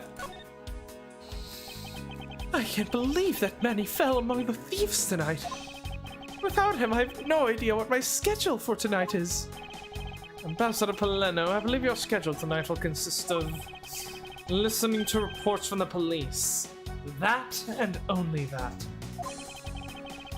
Ask you to cooperate not only for your own sake, but for Mr. Cochin's as well. You're a rather strong man, aren't you? How fascinating. Here, I know it isn't much, but I'd like you to have these. I'm sorry, but it would be against my principles to accept a bribe. Oh, no, these are simply coupons we distribute to promote Babal. Remember, we offer a large number of discounts and offers when you visit lovely Babal. Oh, no, remember, the Republic of Babal is known for its feverish tourism industry. I was wondering if you might tell me a bit about the deceased, Manny Cochin. He was my secretary in the embassy secretariat, charged with running the whole place. He was an admirable man. His death was a great loss to our country. He was in charge of everything: accounting, printing, taking care of our national treasures. I'm sorry, but did you say printing? Our country's primary source of revenue is our tourism industry, so in order for us to print the necessary pamphlets, flyers, coupons, etc., we have a printing press here at our embassy. I see. Please excuse my forwardness, however. I feel like I should mention that I have the distinct impression that I've met him before. Oh, yes. Since you are of the legal profession, I suppose you just might have. After all, Manny was involved in the KG-8 incident. The KG-8 incident? The defendant who was found innocent in that case is Manny. So your Mr. Cochin is the same man as the one in that case?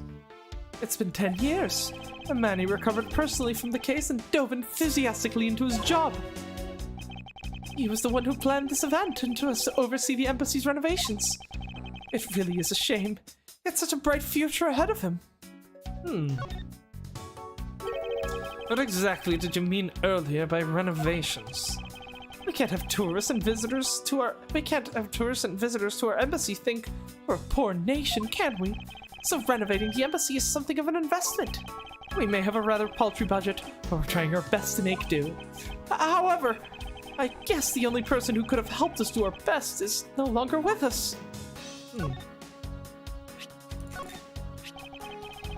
Oh, is that a prosecutor's badge? It has a very cool design. I know! We should start selling items like this as souvenirs in Babal. The tourists will absolutely go nuts over them. Please don't compare a proud symbol of my profession to a cheap souvenir. Oh, isn't that about our great embassy? How do you like our pamphlets? I feel indifferent about them, to be honest. I'm just using this as evidence. Oh, that's too bad. In that case, I guess we'll just have to try harder to make more charming ones. Oh, I just had a flash of inspiration. We should make all of our pamphlets into coupon books. Those expectations is just what a coupon can do. It's just a tad hyperinflated. Me on my way to my fucking all-expenses-paid trip to Babal, after collecting a coupon for a free airline trip, a coupon for free accommodation, coupon for free meals, coupon for free transportation, coupon for free souvenirs, and just, everything under the sun. Ambassador Paleno, I was wondering if you might have some thoughts on this. I think that you should know more about the case than I. So let me make it up to you for not knowing anything about that with these coupons. Thank you. However, I feel I must decline. How about the statue? The statue resembles that hero, the Steel Samurai, don't you think? I was thinking, what would you say to changing its name to the Steel Samurai statue? That's a 4 vote from me. It just might attract a few more tourists to our country if I did, right? I'm not sure what to think. I thought that thing was a national treasure. Plus, the Steel Samurai is our national treasure. You can't have him. Yeah, this guy's really fucking desperate. Jesus Christ. Do we have any new profiles yet? No, so we still don't have Lang added. And so this, some kind of safe? A small personal safe. This is Mr. Cochin's office, so perhaps he stored his most important documents in here. Of course it's locked. It appears we won't be able to open it without the key. Got it. Alright, I need a... We're gonna take another quick break just because it's I'm feeling a little bit tired just because I had a fucking exam earlier today, so I'm not and I woke up at 4 a.m. to because I woke up at 4 a.m. and did all the studying for the exam right before it, so I am starting to feel a bit tired from that. So I am gonna go ahead and take a little bit of a break, get myself some caffeine, and then we'll be back because I do need it.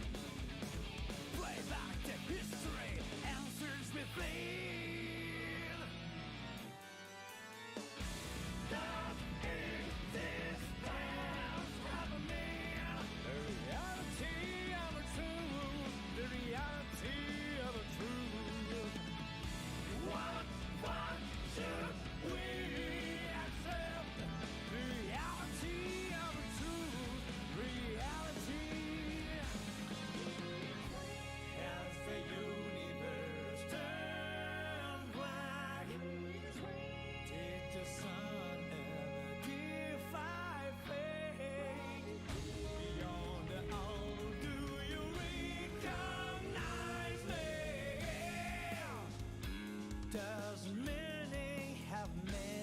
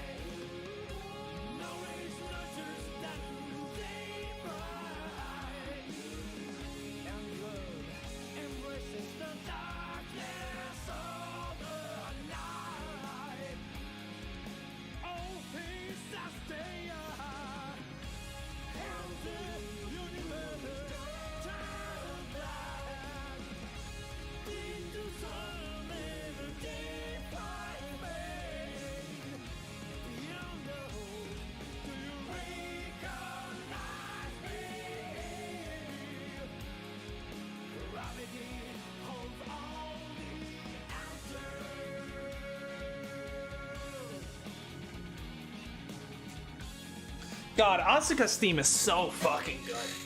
It's so fucking good. Also, this is a hell of a throwback. The G Fuel is back. I haven't had fucking G Fuel in months. I just like when I started going to the fucking grocery store regularly, because I just like over summer I just like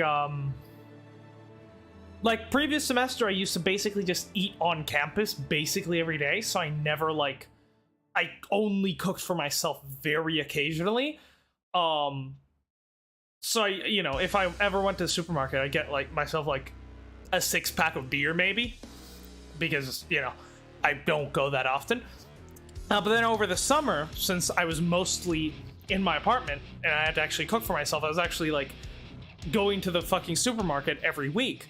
So I started actually buying just this big 24 cans of Coke box, Coke Zero. Oh, because otherwise I would not fit through that fucking door. So ever since I started going to the supermarket regularly and just buying massive boxes of Coke Zero, I just haven't had any G Fuel because it's just I think Coke Zero's just mostly replaced it from my diet, I guess. But now I have ran out.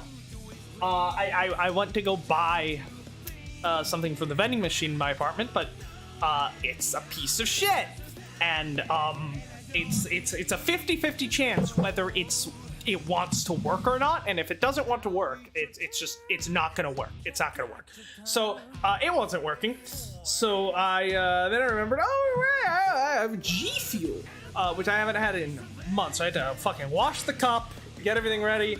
But yeah, we're drinking my second favorite flavor, Nuka-Cola Quantum. So yeah, let's get right to it.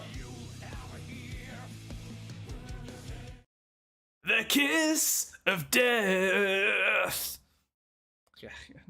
Naoki fucking cooks, or Daisuke, I guess technically, is the one that's cooking. Daisuke is the chef. Naoki is the line cook. Yeah, there you go. There you go. What is with Japanese dudes called Daisuke and just being like really good at making music? Like obviously Ishiwatari, but then Daisuke, is it Inoue who composed an anime version of King Crimson's Prince Rupert Awakes for a fucking was it Gurren Lagann movie, or what's the other one? Because what's the other big mech anime that isn't Gurren Lagann? I always forget one of the two. Can we look at the table? No. We're obviously looking at Manny is what they want us to do. So let's go talk to Sheena and Kay. Kay, you're right.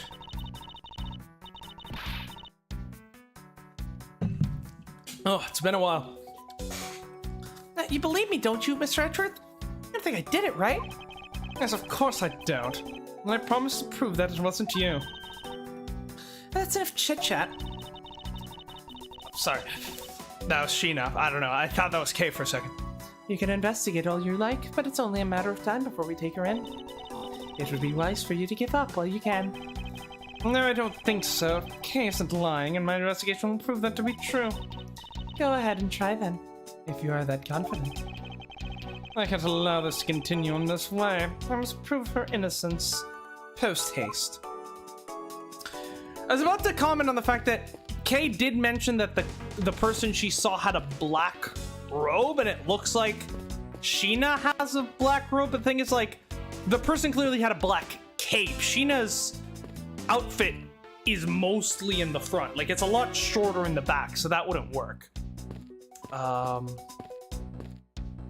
a cute outfit, though.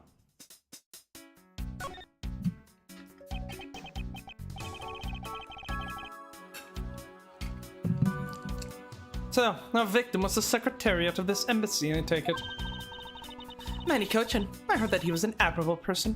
Very admirable. The cause of death is a stab to the base of the neck. He was lax in watching his back. We were fortunate that the fire missed our victim's body for the most part. If the fire had burned a bit longer, it would have made identifying him a hassle. So Mr. Kochan was stabbed to death in the middle of a raging fire. What in the world happened inside this room? That is interesting. I wonder if the fire was made in order to, like, provide cover for the murder, or if the fire and the murder were two completely separate instances by two different people. All right, let's inspect every suspicious-looking nook and cranny, shall we?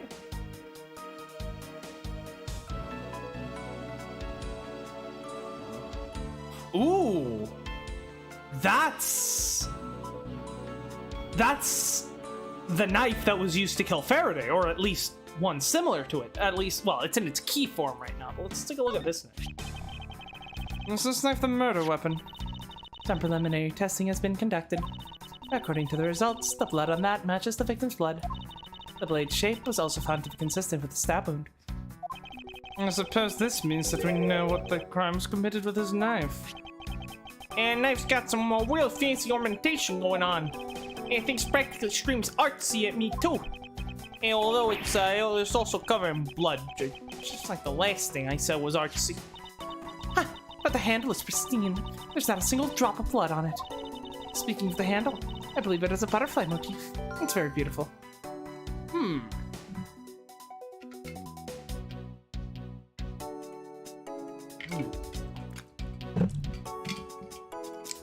So, clearly, one of the 3 knives from this room. However, it is worth noting that they mentioned that the knife handles can indeed be switched out, right? Like you can, the handles can be taken out and a new handle can be put in. Probably doesn't make them very useful for actually, like, you know, killing people, since, or like actually using them as knives, because a handle that can be taken on and off is just a weak point that you wouldn't want to have in a knife that you're actually using, like, day to day. But if it's just used for, like, ceremonial purposes, then I suppose that's fine. That seems a bit weird that you just keep around a bunch of, like, sharp knives. But it is also worth noting that it is possible that the knife blade itself was actually taken from the other embassy, because there is another identical set there. Obviously, that the handle would have needed to be taken from here, but there's also the fact that he also has another knife in his pocket, so there's also the possibility that he was killed with the other knife, and then this was just they stabbed him with this one afterwards to open up the wound and make it look like this one was it, but I don't know.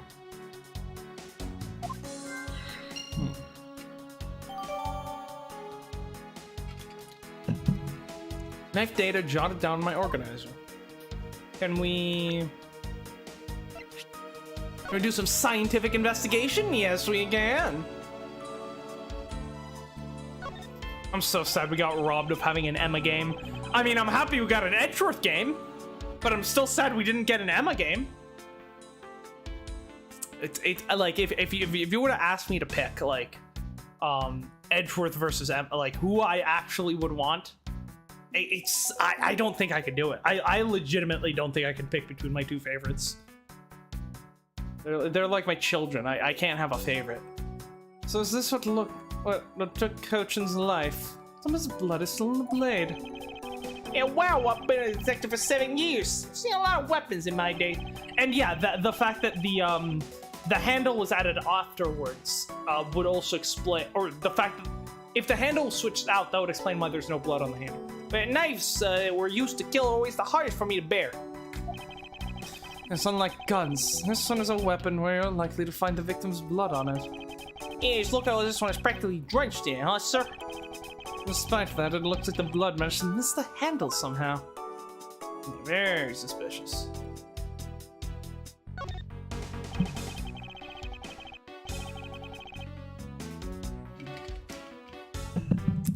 With the skilled detailing on this handle, I believe this is a butterfly. And what amazing ornamental knife! And I'm really glad this beautiful butterfly wasn't ruined by the blood. There's not even a drop of blood on it. It really is quite exquisite. So much that even you can understand its beauty, detective. Hey, why you always have to look down on my taste, sir? I know what I like, and it's really well crafted. Why do I look down on his taste? Because, my dear detective, I'm afraid your tastes are usually quite questionable. This knife. It would appear that the handle is removable. Yeah, so people can change them whenever they feel like it. It sounds like fun, sir. I don't think people would remove the handle just for fun, detective. I mean, that would explain the blood, obviously. Is there anything else? Blade. Looks like there's a... I was about to say, I think it looks like there's a slight warp to it, but no, I think it's just slightly inclined, I think.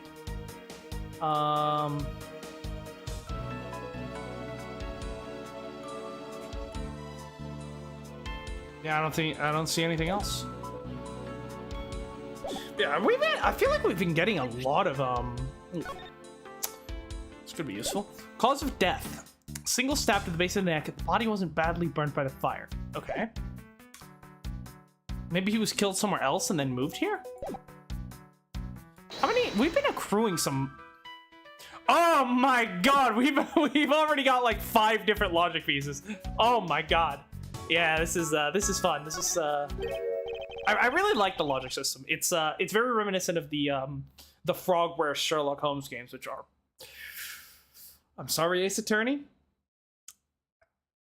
Sherlock Holmes Crimes and Punishment, I think, is still to this day my favorite murder mystery game. The mysteries are just so good, and the actual like mechanics that you use to solve them are so fucking good. Especially I think what I really like about Crimes and Punishment, and to a lesser extent Devil's Daughter. I haven't played the newer one, but Devil's Daughter, I feel like, while I do appreciate what they tried to do by telling the story of, you know, the daughter, which I won't, you know, spoil anything about that. I recommend playing it, but I don't know. I felt like some of the cases in Devil's Daughter were maybe a bit too complex for their own good. Like, so complex that it made, like, they felt like some of them legitimately fit like Ace Attorney or Danganronpa cases. That's not a good thing for the style of game that the Frogwares, because like it works for something like Ace Attorney or Danganronpa, but the thing, what made Crimes and Punishment so good is that like there were legitimately, like, you could finish the game and get every single trial wrong. Like, it's not like Ace Attorney or Danganronpa where you know, the game sort of like handholds you and leads you down the right path. Like there's one path that you take to your truth. I guess technically within Danganronpa V3, due to the lying mechanic, there are certain situations where you can take a branching path, but then it all eventually ends up converging anyways. You know, like, it's the illusion, like, even if you lie in Danganronpa V3 and, you know, manage to get through a argument using a lie, it will still, like, right afterwards just get right back on the same track. Like, there's always a single train of logic that you're following, and sure, the puzzle is figuring out what to do next, but then you're always going down this set path that will eventually lead you to the real killer. Not so with Crimes and Punishment. The Crimes and Punishment, you have to put all the pieces together and then figure out how it happened. And like, there are multiple ways that the evidence can fit, that you can put the evidence together, and you could theoretically, in fact, it's very likely, you will come to an incorrect conclusion and pick the wrong choice, and you never know. You literally, the game won't tell you if your choice is correct or not. And that's something that I really appreciate about Crimes and Punishment. Like, the fact that you actually have to, like, you actually have to figure it out, and you can get it wrong. And so because of that, the very highly absurd sort of case structure that we are used to with Ace Attorney doesn't really work. And they tried to do similar stuff in Devil's Daughter. I think that's why Devil's Daughter kind of wasn't as good as the first one. But why are we talking about Crimes and Punishment? I do want to play the new Frogwares Sherlock Holmes games, because I haven't played, because they've made more. They made one that was like an open world one, I think, which I'm interested to check out. I haven't heard much about them, but I mean, hell, even Devil's Daughter, which was significantly worse than Crimes and Punishment, is still one of the best murder mystery games I've ever played. It's fantastic. If you're a fan of murder mysteries and you haven't played Crimes and Punishment and Devil's Daughter, I can't speak to the quality of the ones after those, go ahead and do it. They're so fucking good. There appears to be something in his pocket.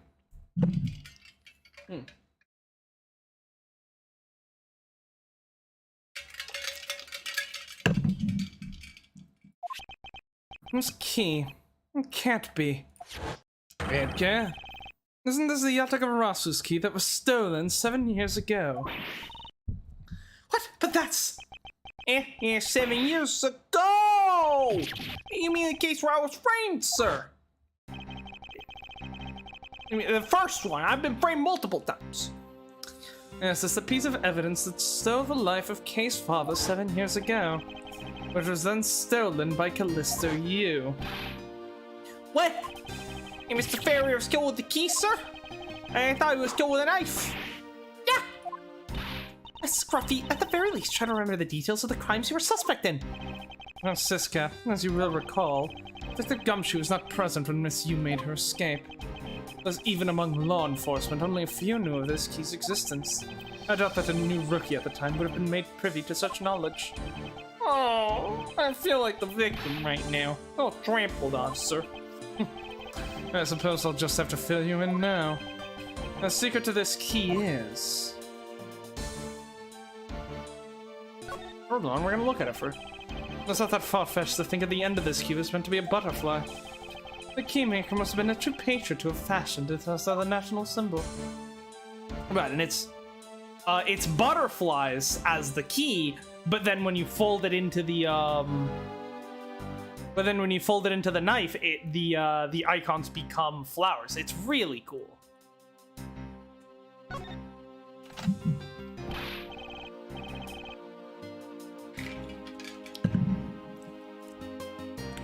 Oh, wow, that's amazing. Hey, sir, it's like some kind of magic trick.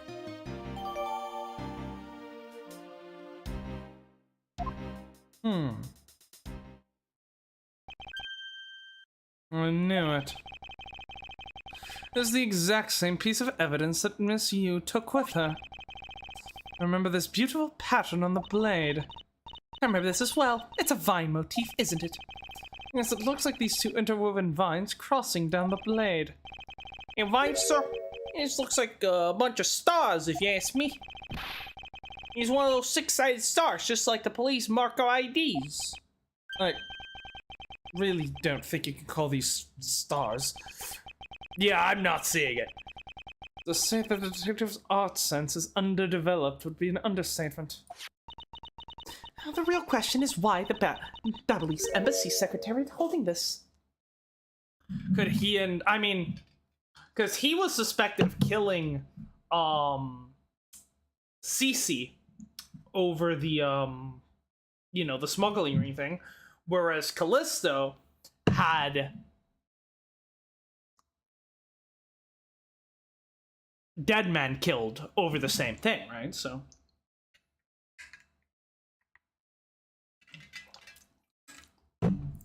if Callisto and Manny were both on the payroll of the Amano group and the smuggling ring, that would explain that, right? They would be associates, accomplices even. So well, we don't know how Mr. Cochin came to possess this key. We do know that this was stolen by the Yatagarasu from the Cadofian embassy. That's right. Mr. Faraday had written the fact down in his organizer. I believe this means that further research is required into the country of Cadofia.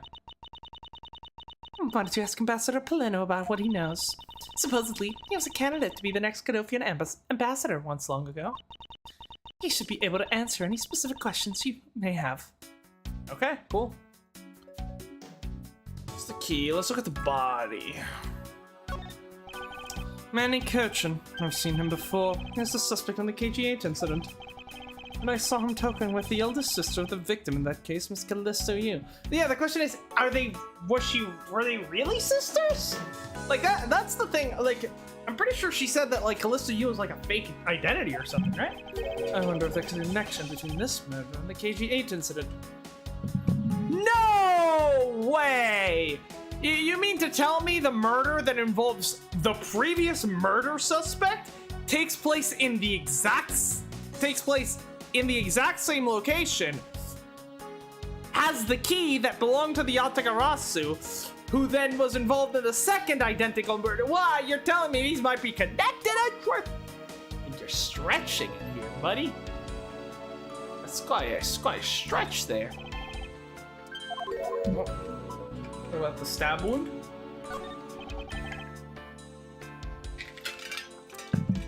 It's a knife wound.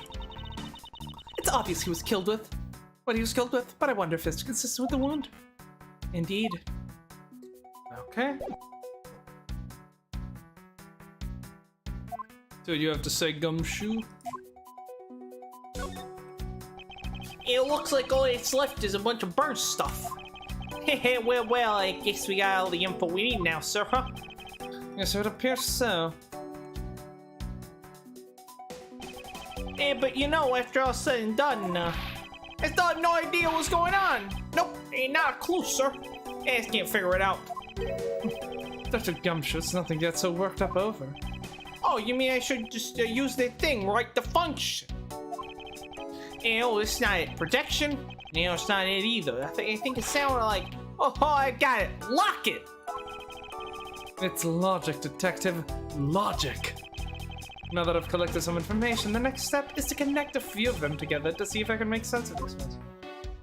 But yeah, the reason why I brought up the Sherlock Holmes games in the first place is because the logic mechanic here is very similar to how the deductions work in that game, where like you collect various pieces of evidence and various facts, and then well, you take pieces of evidence, then you connect two pieces of evidence to create a fact, and then taking these facts, you then connect multiple facts to create new facts, and that's how you eventually end up, you know, building this web of deductions that build off of each other to eventually come up with a murderer. But where you can get stuff wrong is that sometimes you can connect two facts. Like here, if you connect two facts that aren't actually connected, it will tell you and you'll lose some health. In the Sherlock Holmes games, in some cases, there will be no discernible connection, so it won't let you. But if there's like a maybe connection, but you know, like there are connections in the game that aren't actually connected, but they might be. It's just that then maybe a different piece of evidence tells you that there isn't. So like, if you make a wrong connection, then that can then lead you to draw false conclusions. And also, you might connect two facts, but then when you connect two facts, then you also have an option. You have various options of possible deductions to make from those two facts. And if you make the wrong deduction, then that can then spiral downwards into you getting either, you know, locked into a dead end where there's just no possible no conclusions that can be drawn, like you've just contradictory facts, or you just end up, you know, reaching a wrong conclusion because you just like missed a single piece of evidence, you know, and that is the one piece of evidence that you need to reach the true conclusion. So, you know, they're so good. They're so fucking good. Jesus. Yeah, so are we allowed to just swap between the two forms?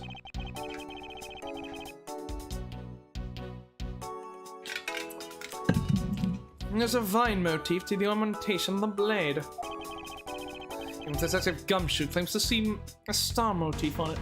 Honestly, from here, it looks more like a chain to me, but that's because from out here, we don't see the little spikes. Like, with the little spikes, vine makes more sense, but just without the spikes, it definitely looks more like a chain. Between the blade and the handle, there's a flower, and the key itself is a butterfly. This key was stolen by the Yatagarasu 7 years ago from the Cadovian embassy. It suggests that this made while Cadovio still existed as a country.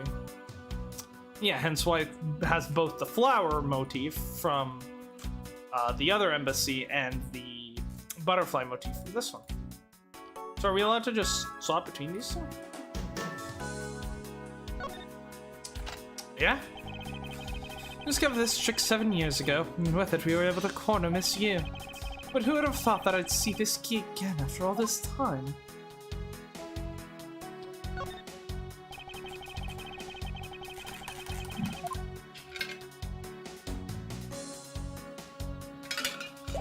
Alright. Cool.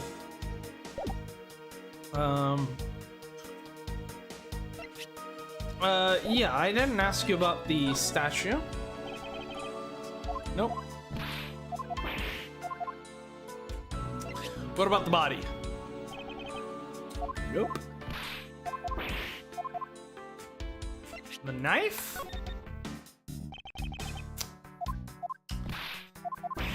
No.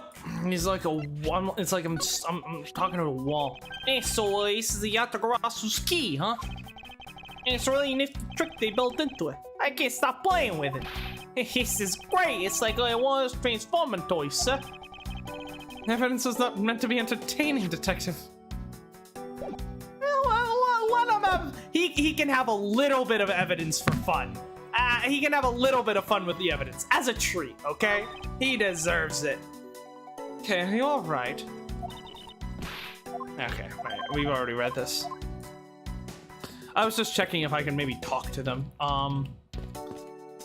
So Francisca.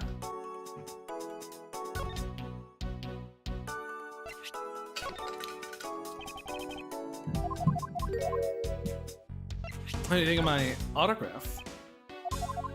She's not impressed. Because she has no taste. It appears that he died of a stab wound. Ah! Whoever did this had a lot of nerve. I just can't fathom. What would have led the killer to turn a knife against the man? And I just can't fathom what a prosecutor lashing out with a whip is thinking. What about the knife? Would you mind not pointing that in my direction? It's dangerous. And anyway, why are you showing it to me? I have no particular reason. Ah! If you have no reason, don't you bring that dangerous object near me, do you understand? Is she really that oblivious to the irony of that statement? She lets loose that dangerous whip of hers for no reason all the time. It's to make a point. Would you mind not pointing that in my direction? It's dangerous. Oh, it looks like the same thing for that one.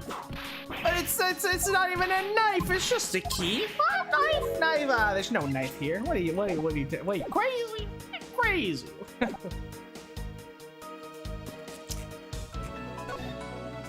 Alright, Ambassador. To ask you about... Oh dear. If people were to find out that a murder occurred at our embassy. This is the third time well, I guess the last 2 times it was Cadofia, but... The number of tourists would plummet, as would our revenues. It'd be a disaster. Oh, what are we going to do? It really does seem worried. I should refrain from bringing this up.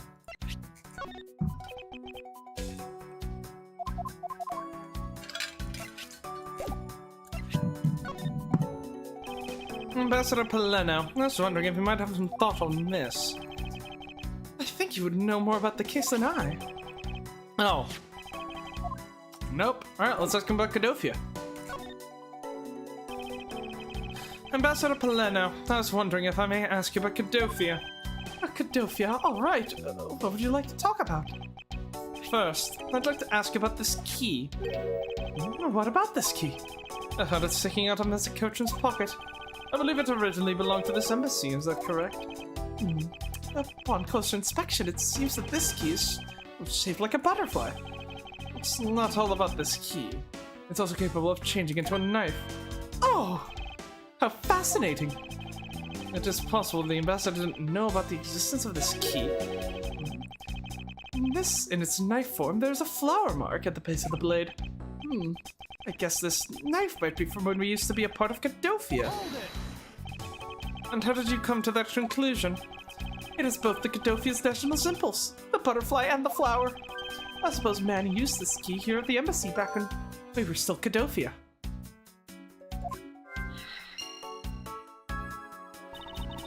Ambassador Paleno, this key was stolen from Cadofia Embassy 7 years ago by Callisto Yu, otherwise known as the fake thief Yatagarasi.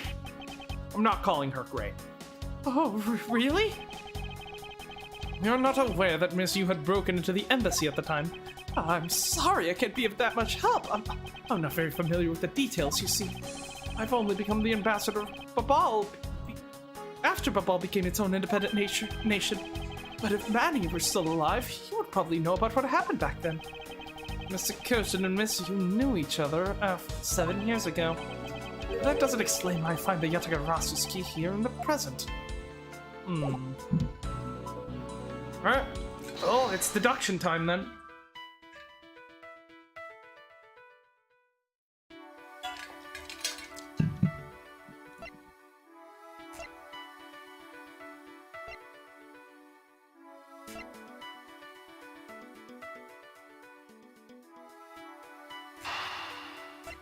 Maybe?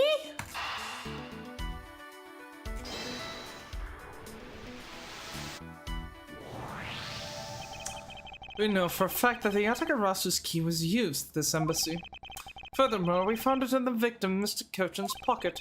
It leads me to think that it perhaps is the key to the personal safe in this office. Ain't gonna think it, sir. Let's go try it out.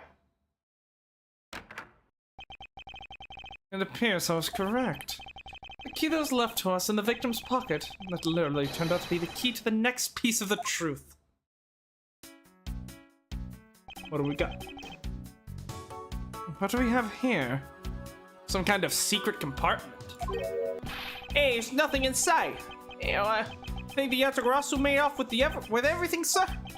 No, Detective, I believe all we need is a closer look. Let's suspect every suspicious-looking nook and cranny, then, shall we?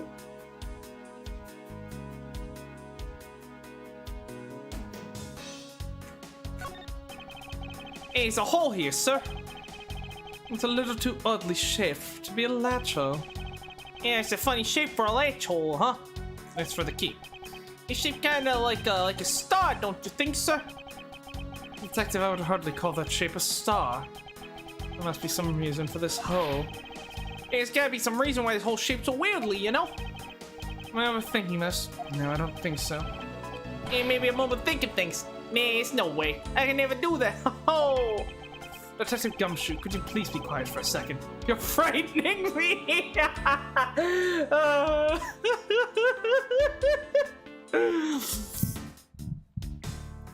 Yeah, so if Manny had the key on him, and the Yatagarasu killed him, I mean, yeah, suppose the Yatagarasu could have taken the key, opened the safe, gotten everything they wanted, and then just put the key back in his pocket, you know?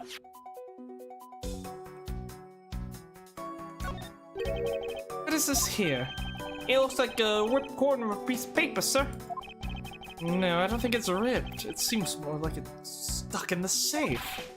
Hey, you're right. It won't budge an inch, even when I tug on it. And I don't think I've ever seen a paper stuck on the inside of a safe before. Detective, I think you have it backwards. It's not the paper that's strange, it's the safe. And what do you mean? I mean, it's the secret in the safe is that it has two compartments.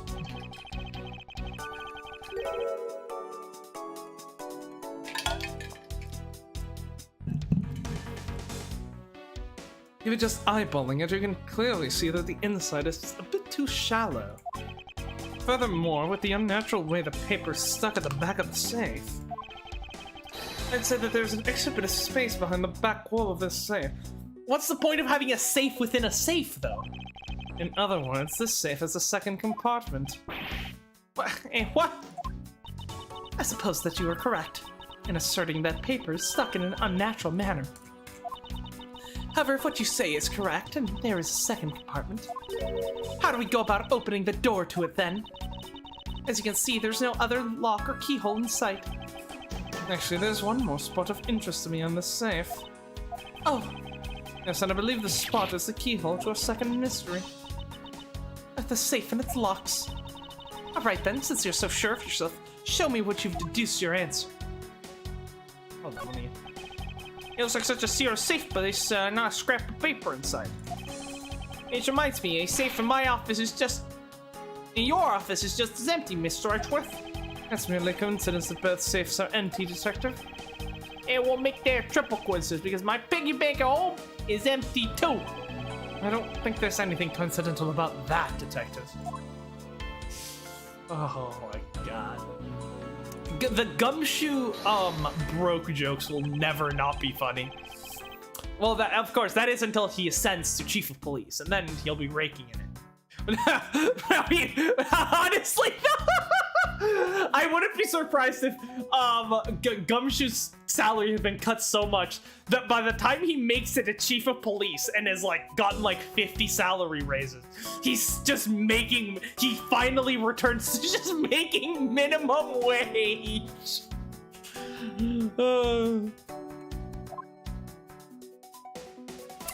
The key.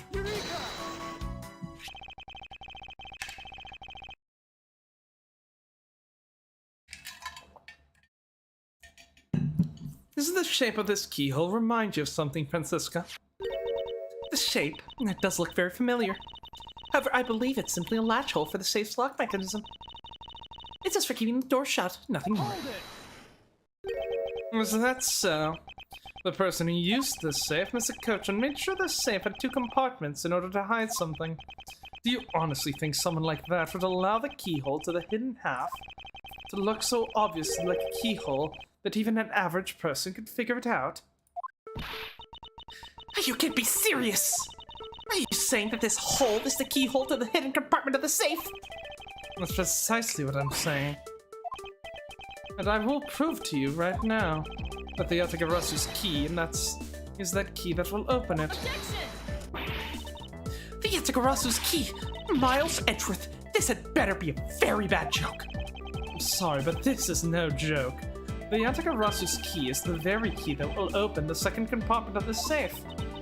We know that this key opens the first compartment of the safe. But the keyhole you're talking about is of an entirely different shape than of the key.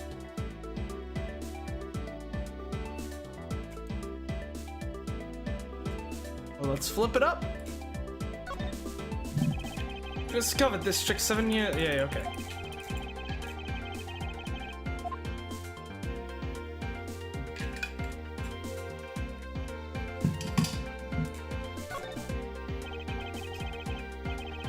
Let's go over this again, shall we? We have to go Russ's key. The knife is also a key. And I guess Gumshoe, you know what? I gotta hand it to Gumshoe. He called it that the knife looked like stars to him, and he called it the hole looked like a pair of stars. I mean, I gotta hand it to the man, you know? Was originally made to open Mr. Cochin's safe in the Cadofian embassy. We confirmed that as a fact by opening the door to his safe with it. Now let's take a look at the back end of the key. Looking at the knife portion head-on, what do you see? What are you talking about? It appears that you've come to understand what I'm talking about. When viewed head-on, the knife's blade is the exact same shape as the keyhole. The real function of the knife portion is to act as the key to the hidden portion of the safe. Yeah, that's really fucking cool. Because, yeah, it is just a bit thicker on some places than others, isn't it? Yeah. It's just, So I wonder if when we were talking about the vines with, like, we were looking at it from this direction, so we were talking about the vines, but Gumshoe was actually looking at it head on, and that's why he said it looked like a star. Because that would be cool. But that's preposterous. Because it looks like a knife and was used to kill Mr. Faraday 7 years ago. We fell under the misconception that it was always meant to be a knife. But for both the safe and its key to conceal such clever tricks, whatever is hidden inside the secret section must be of incredible importance. Well, that is true. If it's even possible that what I've been searching for is inside. What are you up to, sister? Scruffy, hurry up and open that safe.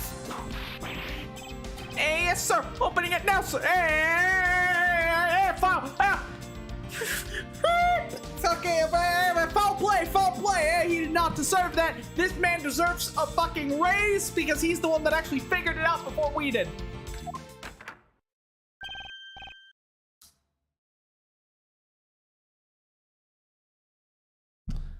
These items there.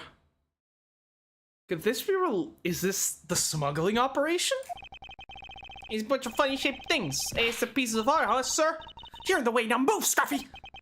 I think I was in the way. These pieces of art. They're identical to the ones that have been stolen from various countries around the world. There you have it, ladies and gentlemen. Manny Cochin was indeed involved in the Amano smuggling ring. Which means he was very likely guilty of the murder of CCU. And that him and Callisto knew each other and were effectively accomplices. Which would explain why they seemed so buddy-buddy at the embassy, at the courthouse, despite the fact that supposedly, and that's something that actually seemed weird to me, and I don't remember if I actually pointed it out at the time or not, but it seemed weird to me that, like, Callisto just seemed so chummy around Manny, despite the fact that he had supposedly murdered her sister. But, you know, assuming that Manny and Callisto were in it together, and Callisto U isn't her real name, and therefore she wasn't actually Cece's sister. That explains everything. It also explains that, you know, Callisto probably met up with Manny sometime after going on the run, and that's how he came into possession of the key again. We don't know if that happened soon after she disappeared, or if this was recent right before he got killed, but, you know, regardless. Hmm.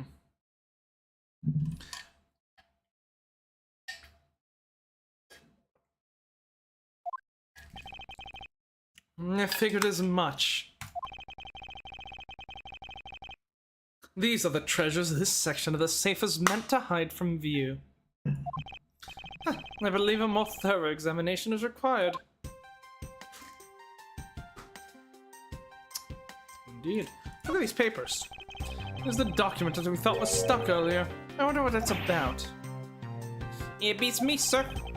Better we take a look at it before we give up, Detective? Mr. Kirchner's name is written here on the last page. I don't know what the significance of this document is. Oh, is it like in Cadofian, so we can't read it or something? These are pieces of stolen art from around the world. Hey, I wonder how much they're worth. Especially this. Scruffy, don't touch these valuable pieces of art with your filthy hands. What? Do you have any idea what would happen to you if one of them were to break? Was it just me, or did she hit one of the pieces of art just now?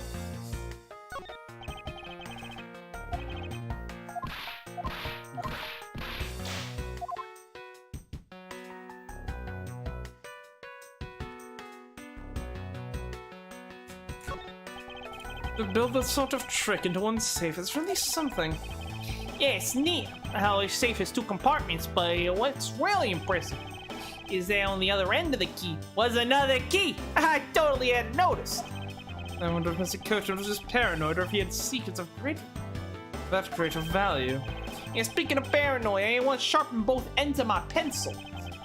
But then, when I went to erase something, I got paranoid that I was gonna stab myself. Please refrain from dispensing your special brand of unrelated stories alone duty. Yeah, yes, sir. Gumshoe. You're the best. So can we not, like, actually see these papers?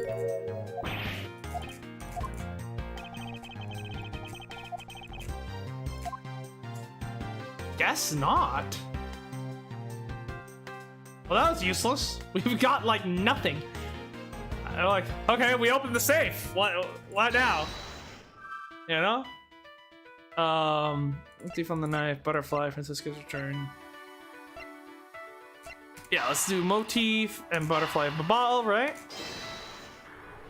That makes sense. Yep. The design on the knife's handle, which greatly resembles the special Babalese species of butterfly. It does, doesn't it? Plus it says right here. This knife is property of the Republic of Abal. Perhaps this means that the knife is used in the crime was found right in her room. Cool.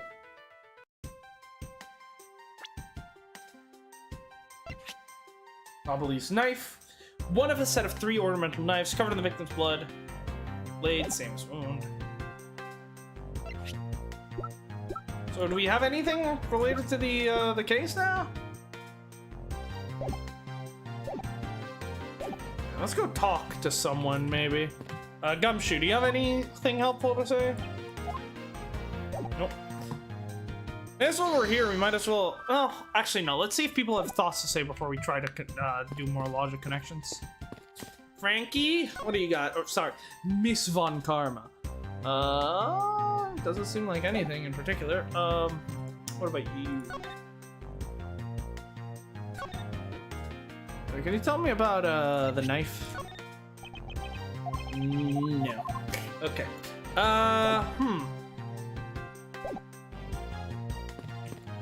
So what now? What do we do now? Frankie, what do you have to say?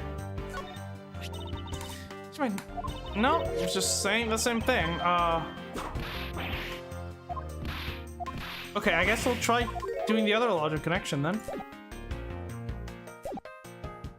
I mean, it seems kind of obvious. She's here chasing after the Yatagarasu, right? Or she's here after that dirtiest secret, I suppose. To steal your dirtiest secret.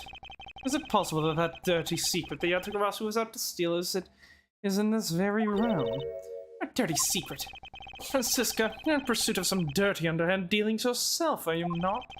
Something tells me that this is no coincidence. In that case, then, the person I'm looking for is here in the Babalese embassy, huh? The head of the smuggling operation. I think I just might need to ask Francisca about her smuggling case in more depth. Alright. Then that's our next step. Francisca, when we last talked, you said that you were on the trail of a smuggling ring. I suppose the reason you're here right now is related to that. Yes. After analyzing the intel we've gathered from various countries, this embassy rose to the top of the list of sites to investigate, and this is what tipped us off. There's a counting document. And the other 2 pages are what's in the safe. It's only 1 page of the whole thing, so we're not sure about the details. However, it's enough for us to grab onto the tail of the beast. But you see, this type of paper was made only in the kingdom of Cadofia. But nowadays, it's only produced in, yeah, so now Alabas produces the paper, but the ink is only produced in Babal. Interesting. Which means that somewhere in the countries of Alabas and Babal is the head. The one pulling the strings behind the entire smuggling ring. That's Francisca for you. She's amazing, pursuing this case with all she has.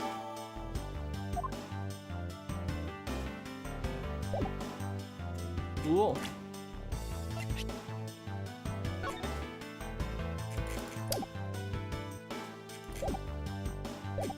This is presented to the people around here. Oh, notice anything, detective? I can't believe there's a secret door inside the safe. I guess stuff inside must be really, really important. Yes, they appear to be quite important. Figures and stuff, eh? I wonder how much those are worth. And knowing that they're stolen merchandise, I'd probably say they're priceless. The value is probably worth more than you could ever hope to make in your lifetime. What? Oh, you're kidding, right, sir? I mean, they're so small. And we're talking about purchasing it with your salary, detective, so...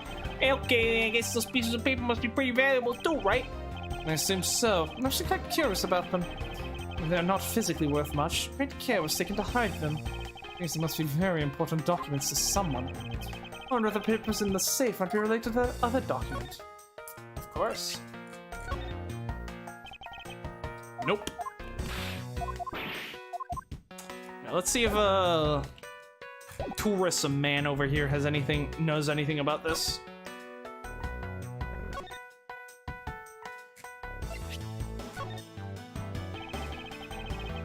Nope. I mean, I'll take the coupons though. That's it's always appreciated. Always always take some deals. That way I have more money to spend on limited edition Steel Samurai merch.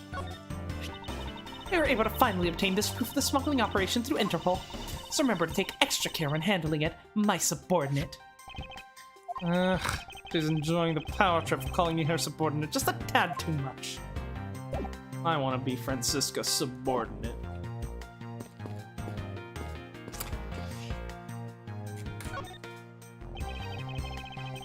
Alright. Now, here we go.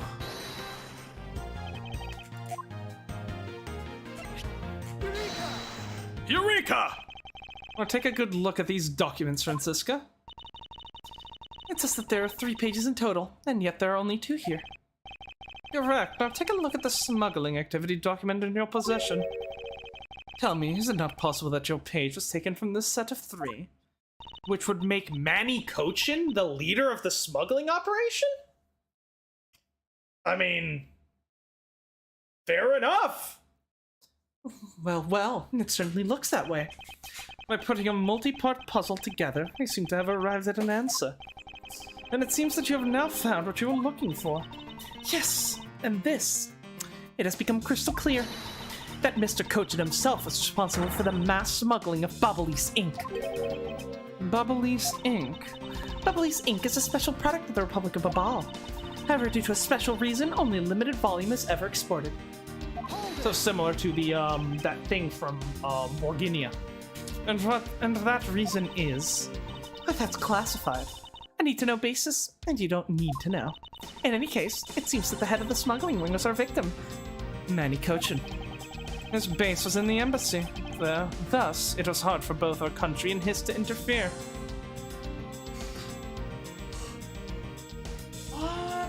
I guess, hold on. I guess, alright, I'm working under the assumption that Callisto's the killer here, because that just seems the most likely, right?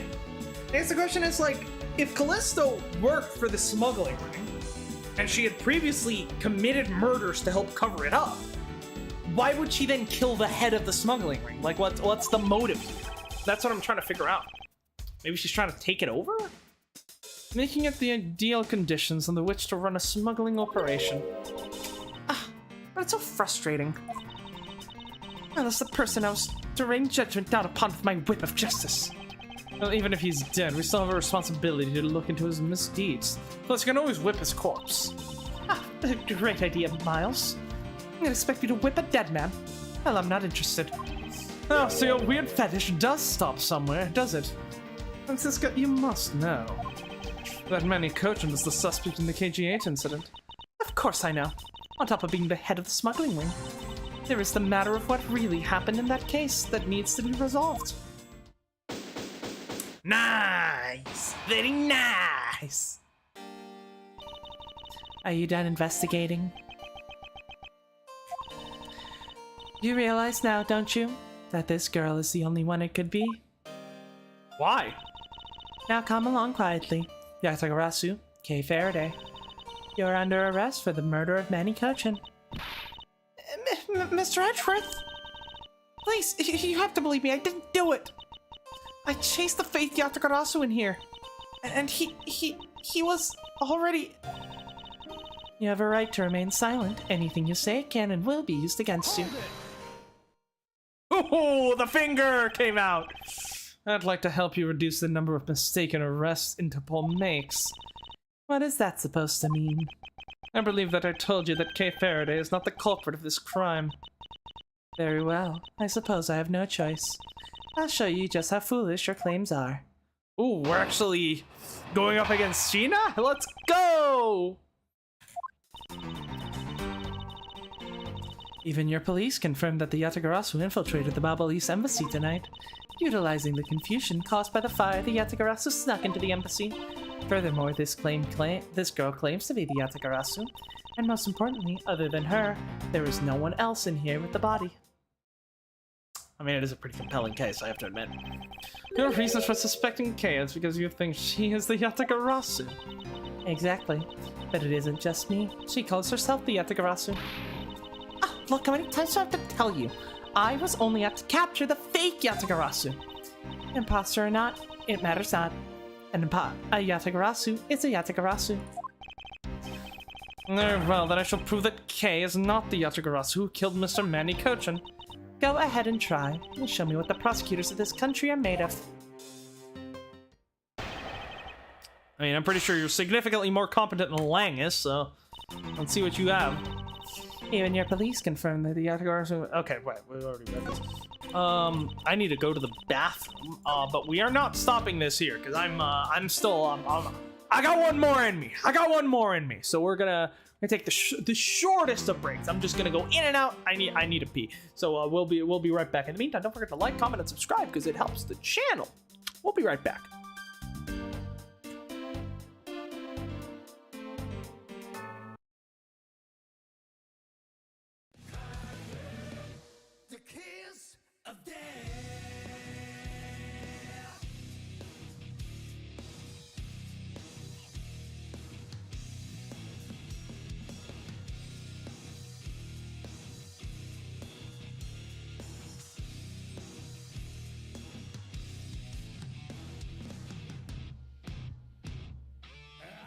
Sorry about that.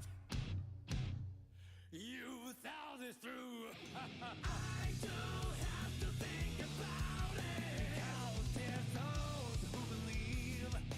What about you? When I'm older, do I do anything? I want to keep that away. Now it's your turn. Could got your time for is what about you? Bark and a bark is the they counters. The only riff that no one knows. Bark and a bark, keep going, that's the left.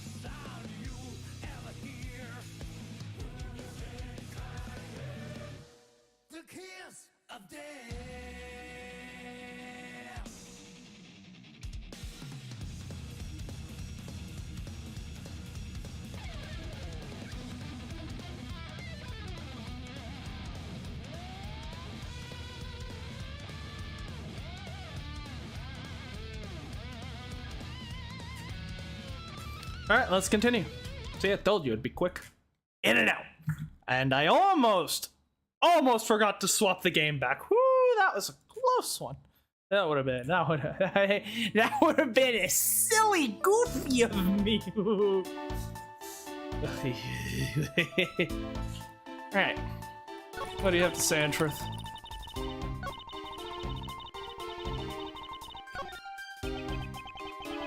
So Agent Sheena suspects Kay of murder simply because Kay is the Yatagarasu. If I can prove that the Yatagarasu's goal is not related to the murder, then maybe I may be able to begin to reason with her. Ah, okay. Hold it! Okay, so that's the angle we're taking here. Oh, why did my chat crash? Hello? What is that? I may have confirmed it, but are you telling me that no one could catch the thief? If so, you're basically admitting that the Yatagarasu committed murder, eluded us. Of course, I chased after the Yatagarasu that entered the Baali's embassy right away, and that is also why I'm making this arrest right now. Because at the end of the long chase, there was only this girl. In any case, this is what I believe happened tonight. Fusion caused by the fire, Yatagarasu snuck into the embassy. Are you saying they caused the fire? The confusion caused by the fire. Are you saying that the Yatagarasu was not the arsonist who started the fire? A suspicious person in a long coat was spotted in the area. Officers in the area claim to have seen the person start the fire. Long coat?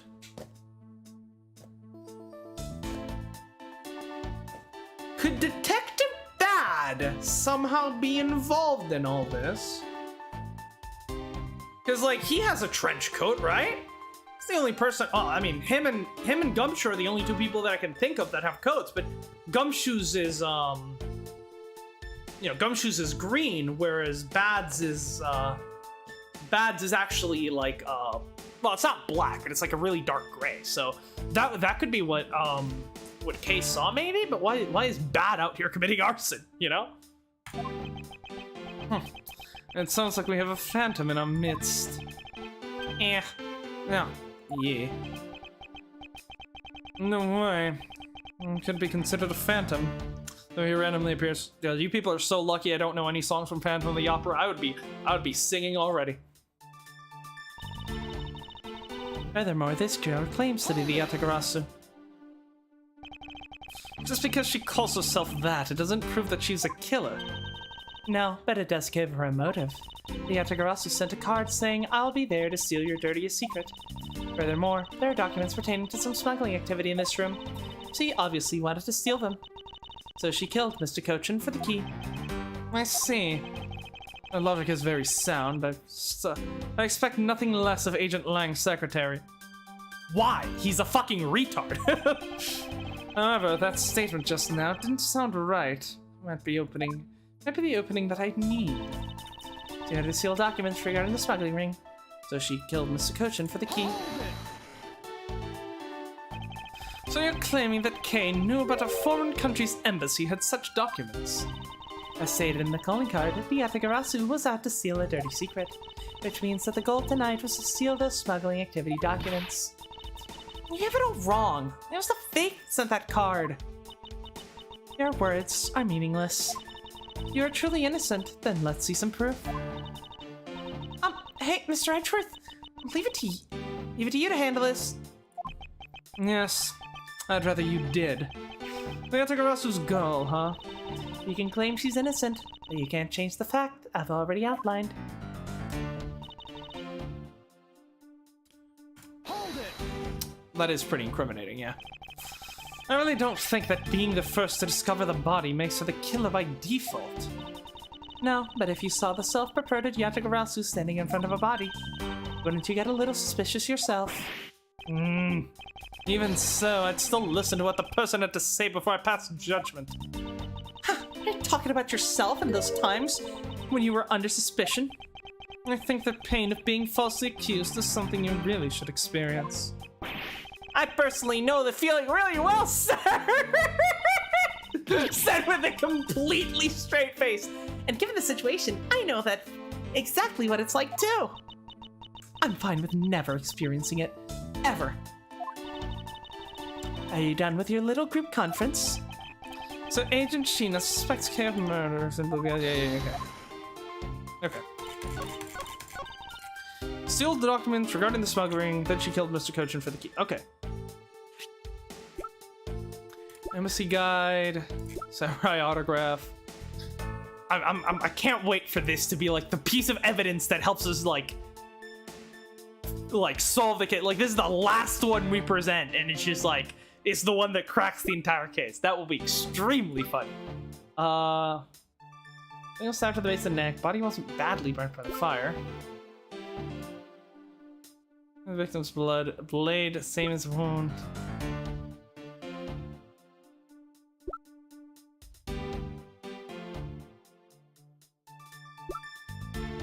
Yeah, it has to be the key, right? Because supposedly, right? How did Cochin have the key? The key was supposedly in possession of Callisto U, right? Objection!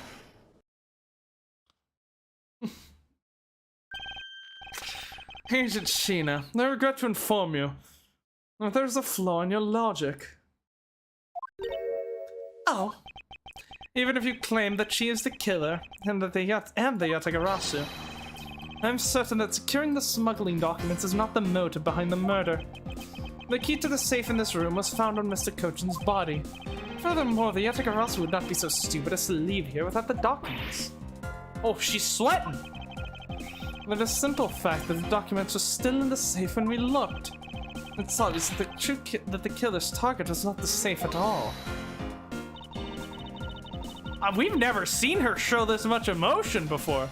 Then perhaps she didn't know that Mr. Cochin had the key on him. Sheena, what are you hiding? If that's the case, then why would she have needed to kill him? Because I can think of no reason for her to kill him if she had not known that fact. need, reason. All of this is simply our conjecturing. After the fact, it's entirely possible that she accidentally killed him when she was sneaking in. Perhaps he didn't notice the safe's second compartment before returning the key. Ah! But the fact still remains that Mr. Cochin was stabbed to death. But you have no definitive proof that it was Kay who committed the act. Actually, I do. Oh, well, that's great. I saw her holding the knife she used on the victim with my own eyes. What? Allow me to tell you a bit more about the evidence that will put her behind bars. Okay. The knife wound on the body is consistent with the blade of the knife. The knife with the butterfly handle is the murder weapon which the killer was holding. I assume she obtained the knife from the display rack and used it on the victim. The knife is a part of a special 3-piece set. It's of the design like no other. The evidence and testimony all points to the girl. There is no counter-argument. Why is there no blood on the handle, Sheena? Why is there blood on the... Why is there no blood on the handle? That is your definitive evidence. You see now that she is definitely the killer, right? No, Mr. Edgeworth, you've got to believe me. I saw a suspicious person in a long black coat outside the embassy, I swear. Black coat. Could it be... No. Cochin doesn't have a long coat. He has just a normal suit jacket. In our profiles, Sheena doesn't have a long black coat, even though I do find that she's acting a bit suspicious. Like, her coat is not that long. And she's certainly not wearing pants. And you came in here because you were chasing the suspicious person. That's right, I ran into this office only because I was chasing after that person. But when I entered the room, it was pitch black. I couldn't see a thing. I felt something on the ground next to my foot, so I turned the lights, but then...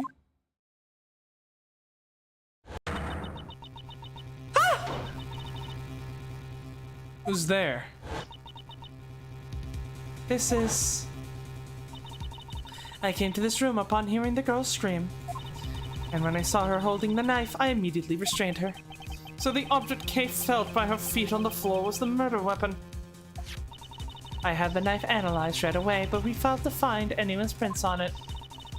The suspicious person in the black coat who came into the room before me. You continue to insist there was such a person, but if there was, where did they go? That I don't know, but I know they came in here. That sounds like the desperate excuse of a suspected killer, not a trustworthy testimony. You understand, don't you? We can't trust this girl's words, Mr. Edgeworth. Yes, she has a point. Even if Kay's words are the truth, it must show that they are with some solid evidence. Mr. Edgeworth, I really didn't. Kay, don't worry. If you didn't do it, then there must exist a way for me to prove that. Yeah, let's go. Put to work all that you learned from working with Phoenix. Still not giving up, I see. In that case, try to counter my argument, if you can. Don't worry, I can and I will. Definitive evidence. Oh, this is gonna be a short case then, isn't it? The knife wound on the body is consistent with the blade of the knife. Actually, let's see what Edgeworth has to say real quick. Display rack, you said on the victim. Well, yeah, but the handle was added on afterwards. That's the part that's throwing this off, right? Agent Sheena's proof is the Babalese knife that Kay was allegedly holding. Yes, so, how you gonna prove that Kay didn't do it, sir? If Agent Sheena wants to suspect Kay merely because of Kay was the only one in, then I must show with evidence that Kay couldn't have committed the murder. But, do you have some evidence, sir? Yes, there is one piece of evidence. It seems very unnatural to me. And I believe it is my duty to point that out to Agent Sheena. Alright, well, let's press first. Does this mean that you already have the results back? We have confirmed that the shape of the Babalese knife's blade matches the wound. Please don't confuse the efficiency of Interpol's forensics teams with your own. I won't if you don't underestimate our police force.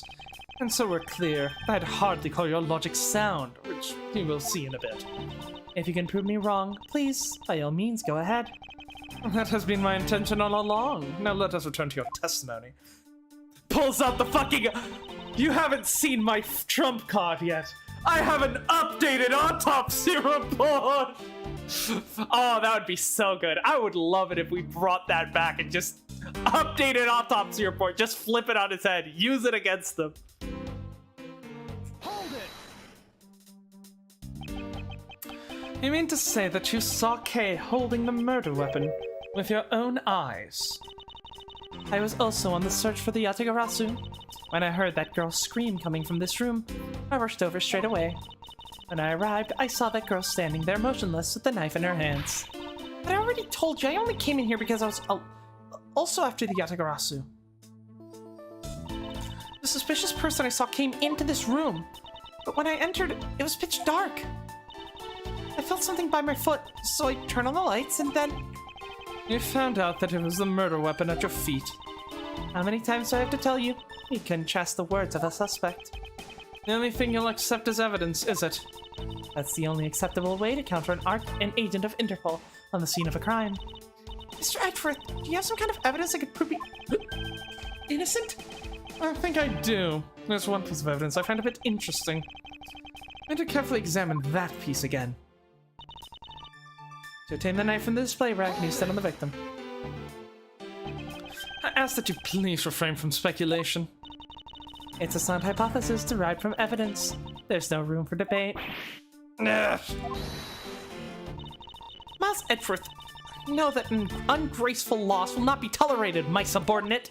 Now rebut her hypothesis with factual logic. Otherwise, what was your investigation for? Yes, you are correct. Thank you. Helping a subordinate out with advice is the job of any good superior. She seems to be rather enjoying herself. She is correct nonetheless. Agent Sheena, please continue with your testimony. Oh, Francisca actually being helpful for once? This is unbelievable.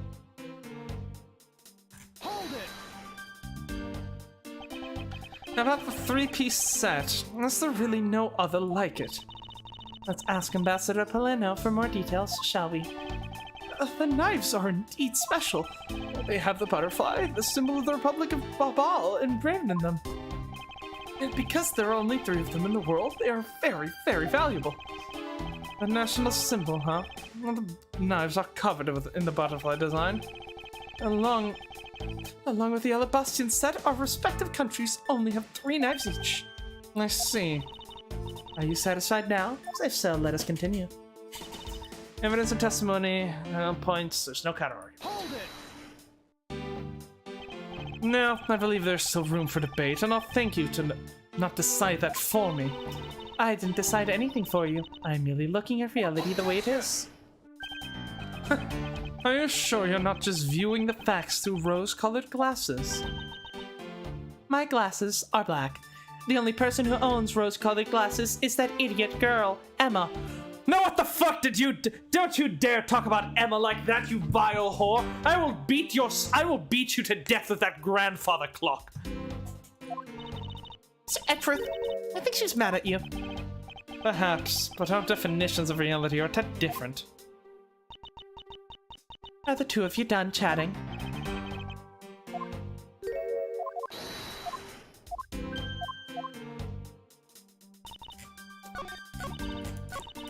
For the butterfly handles the murder weapon Skiller was holding.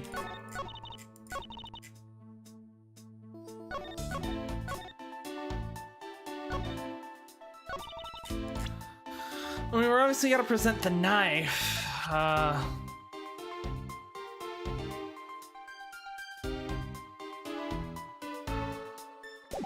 The fact that there's no blood. The question is just, where do we present it? The knife with the butterfly handle is the murder weapon, which the killer was holding. Assume she obtained the knife from the display rack and used it on the victim.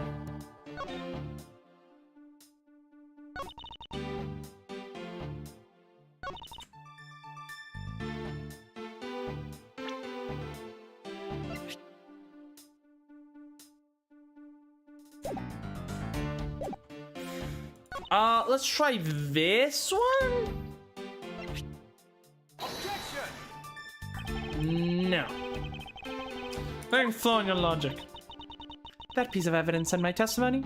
Actually, it proves the absence of a flaw in my logic and the presence of one in yours. I was mistaken. Let us continue with my testimony now.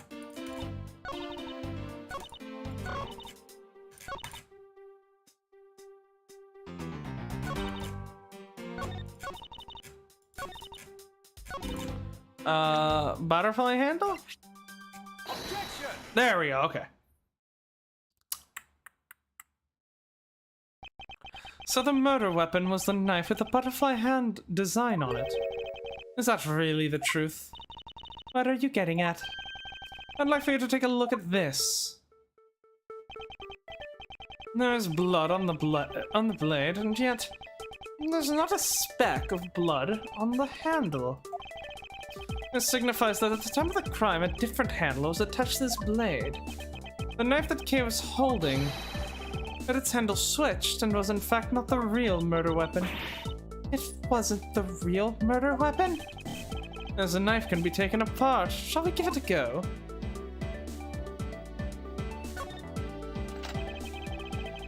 As you can see, the Babalese knife has now been disassembled into 2 parts. The killer must have pulled the murder weapon out of the victim's body and proceeded to swap the knife's original handle with this butterfly one. It was all to create the illusion that Mr. Cochin was killed with the butterfly-themed knife. I don't think she went fucking Super Saiyan there for a second. Let's just clear up any all suspicions surrounding Kay. Your argument isn't airtight yet. How so? Is it possible that the girl herself is the one who switched the handles? Don't be ridiculous. For what purpose would she do such a thing?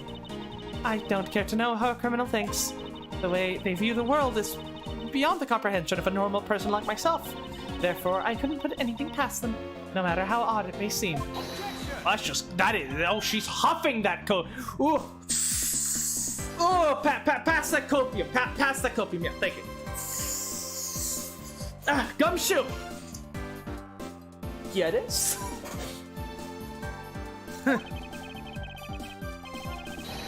The truth is right there in front of you, and this knife will show you the way. We come to see that Kay is not, could not have been Mr. Cochin's killer.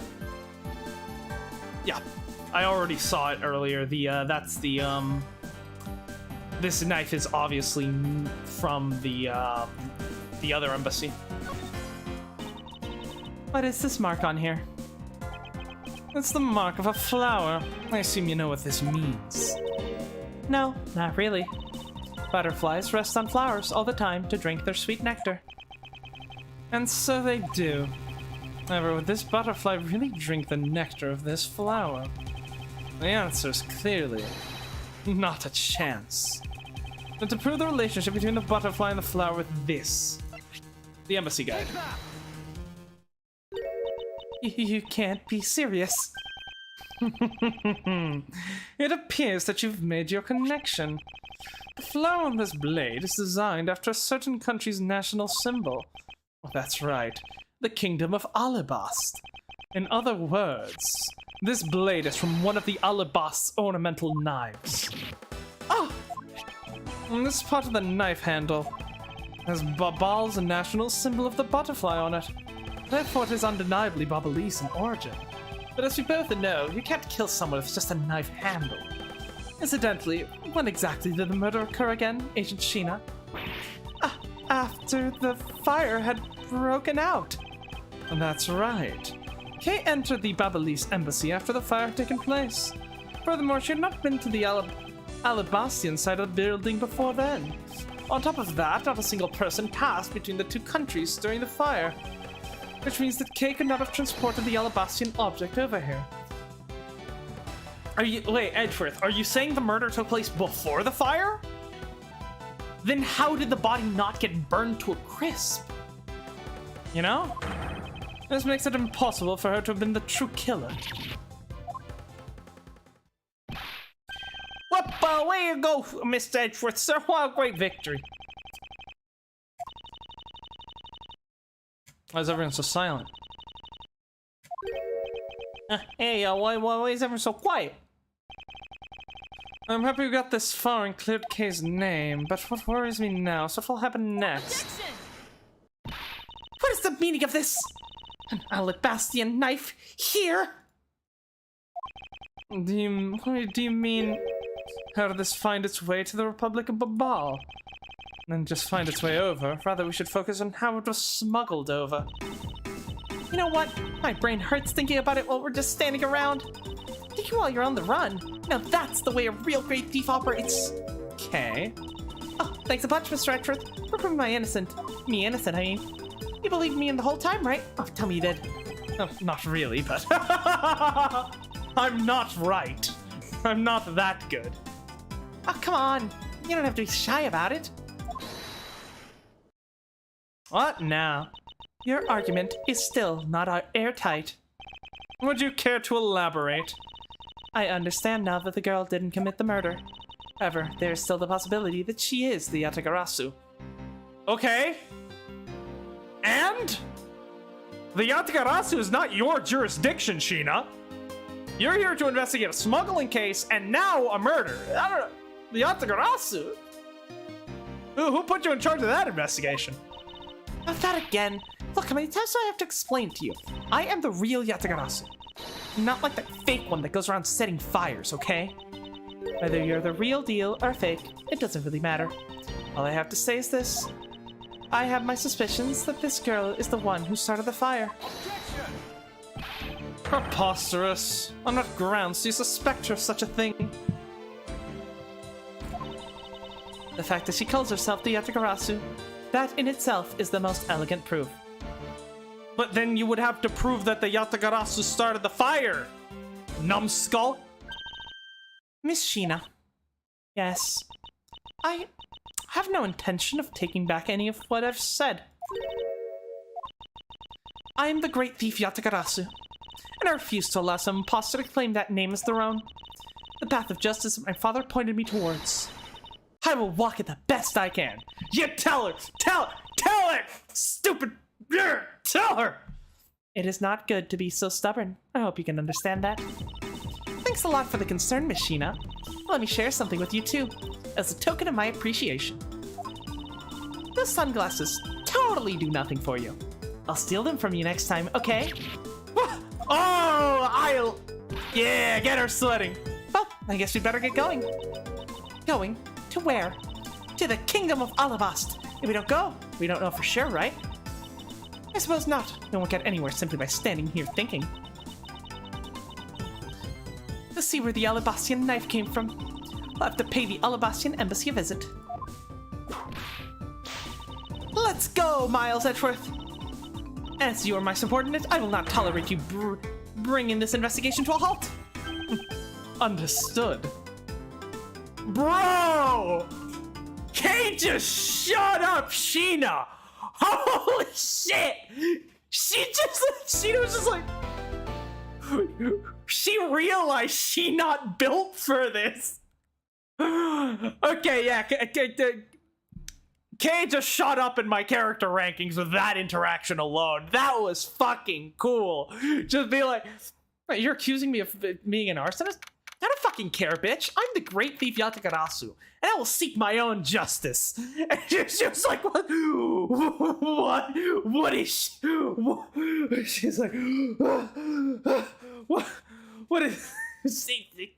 Oh my god, dude. But we're gonna end it here. I mean, it's a good place. We just, we finished one chapter, and we're on to the next. Let me just, let me get back to the main menu. But yeah, don't forget to like, comment, and subscribe while you're here. But I'm just, yeah, no, I'm fuck. Oh god, this game is so fucking good. This game is so fucking good, dude. I mean, what can I say? I mean, so far, this final case is shaping up to be really good. Just all these plot threads are coming together, and like seemingly will all be resolved. I'm very excited to see what direction this case is going to go in, because obviously we barely scratched the surface. We've investigated this room, sure, but there's still the entire rest of the embassy that we have yet to check out, and that is where, you know, I feel like we're going to get some real evidence that is going to help us, you know, figure out, because like there's so much going on. You know, who's the person with the black cloak? How did Coach, you know, how did the knife get smuggled from the Alabastian embassy over to the Babal embassy? Why did they smuggle a knife, right? Like, if they were planning to kill Manny, why did they smuggle a knife from Alabast instead of just using the knife from Babal? Right? There would have been a set of knives there. If they weren't planning to kill Manny, then why did they bring the knife? And, right, like, the only thing I can think of is that the murder actually took place in the Alabastian embassy, but then the body was moved to the Babal embassy? The only issue with that is, how the fuck do you move a body?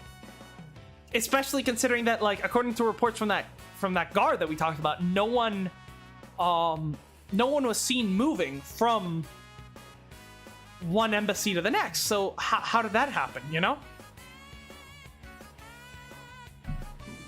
Again, also, how did Manny come to possession of the key? He must have been in contact with Callisto. Where is Callisto? What is she cooking in the background? Was she the one who set the fire? Is the Yatagarasu the fire? Who set the fire? Right, there's so many. Yeah, I'm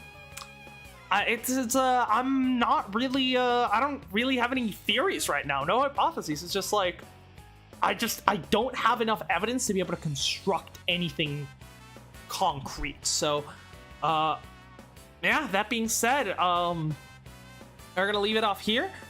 Next time we will continue, and I mean, considering this is the final case of the game, I imagine we won't finish it next time unless we do like a fucking massive 10-hour stream.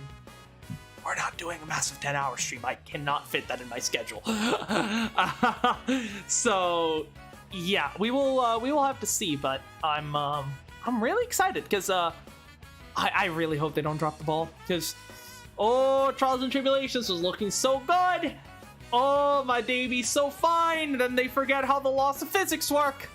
And then no, there were a lot. Well, that was the biggest plot hole in Bridge to the Turnabout, but there were plenty of other ones. If you don't understand my hatred for Bridge to the Turnabout, go watch the Trials and Tribulations finale. It's on the channel. You can also watch my ranking of the Ace Attorney cases. I also go into my hatred for Bridge to the Turnabout there, so you can go check that out.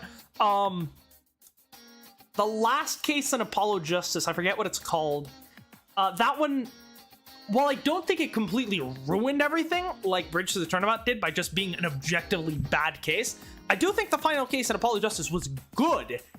It's just the very ending, like how you actually defeat Kristoff is super underwhelming, and Kristoff's like character, like you think you're gonna learn this massive fucking secret, something, you know, just this insane shit about Kristoff, like does he actually have supernatural, like is he actually like made a deal with the devil and has these like evil supernatural powers or whatever, and that's how he was able to like cause Vera to be silent all these years? And he's like, no, he's just like intimidating, I guess. Like they built up Kristoff so fucking much, and I was legitimately expecting the game to just turn a supernatural route and just be like, oh yeah, just straight up, Kristoff is straight up just like a demon in human skin or whatever. Because I mean, this is a game with like ghosts and spirit mediums and like magical rings that let you see people's tells or whatever and like slow down time. Like, it would fit. Don't tell me it wouldn't, because it would. And then it just turns out that he's just a guy who got jealous, and so he killed a bunch of people. And then he was like, he went up to Bear and he was like, don't tell anyone, don't tell anyone. And then she got like PTSD for like 15 years, because he did the thing where like he steps in like back from the light and it's just like his face is in darkness and his glasses lighting up like the classic anime thing. He did that, and apparently that gave her PTSD or something. And he was just like a really petty dude that just killed a bunch of people because he just got shown up in court once. Like, it was so underwhelming. Not only Kristoff's character was like his motivation and like the true reveals about his character were completely underwhelming, but then like the way you actually defeat him, narratively, okay, kind of cool. Gameplay wise, you don't actually defeat him. I don't know. I just find I don't find the final case bad. I actually find 99% of the final case of Apollo Justice fantastic.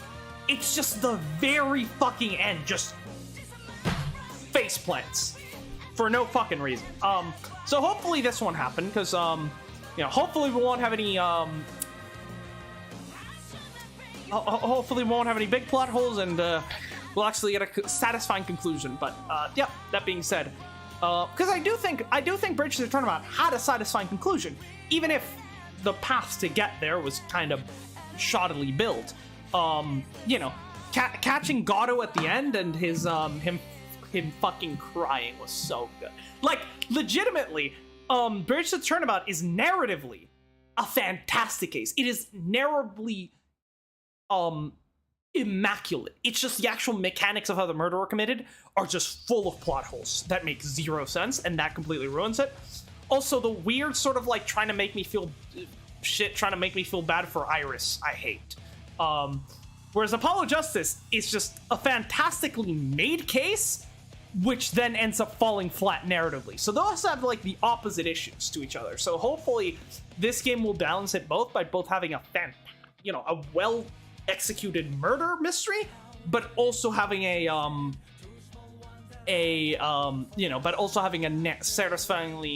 narratively satisfying ending. But we'll see. I'm very excited, because so far this game has knocked it out of the park. There is not a single case in this game that I did not thoroughly enjoy, because like all of the games had cases that were kind of meh. Like the first case in the first case in the first game was kind of meh, I would say. Also the first case in the first and second games were both kind of meh. The recipe for turnabout in Trials and Tribulations is absolutely god awful. Apollo Justice actually didn't have any bad cases, which is interesting. I do think Apollo Justice is easily the best out of the games, excluding Edge Investigations. I haven't finished it yet, but I don't know. I've loved every case here. They've been great. So this could very much end up being my favorite. We shall see. That might just be recency bias, though. So, but we'll see. That being said, we're gonna leave this off here. Thank you for watching. Don't forget to like, comment, and subscribe, and I'll see you all. When will I? Because okay, my schedule has kind of changed. Weekend streams have now become difficult. Saturday night, I might be able to swing. Sunday, that just got really hard. Sunday streams just got really hard, unless they're like early morning streams that go off into like the mid-afternoon. Maybe. And even then, I wouldn't be able to do it every week, so we'll see. But I think what I'll probably do is Persona streams will be moved to Friday? I mean, technically I have a class on Friday, but I can just skip it because it's the easiest class in the world. Like, I had the exam 2 days ago. I didn't study for that shit. I'm pretty sure I got 100. Like, shit's easy as hell. So I can just skip it. Yeah, I might do Fridays starting around noon-ish. I think that might be what I go with. But we'll see. We'll see. Yeah, so look out for Persona stream tomorrow. I think that's probably when it's gonna happen. So, because the weekend is gonna be a no-go, at least for the next few weeks. Once I'm done with because I'm currently working on like 2 separate shows. Well, one show when one is like a sort of a showcase of different scenes and songs. So, that one's well, I would say it's less intensive, but it involves learning music, whereas the other one is a straight play. So that's that adds its own level of difficulty. But come November, I will be done with one of those 2, so we should be able to go back to a more stable schedule, and then come December, we should be good to just start pumping these out. So just bear with me. I'm gonna try to make it so that what happened last semester doesn't happen again, which is just like I got so overwhelmed towards the end of the semester that I just didn't stream for like 1.5 months because I just didn't have time. Like I was legitimately, I didn't play a single video. Like there was like a legitimate 1 month's time span where I just didn't play a video game.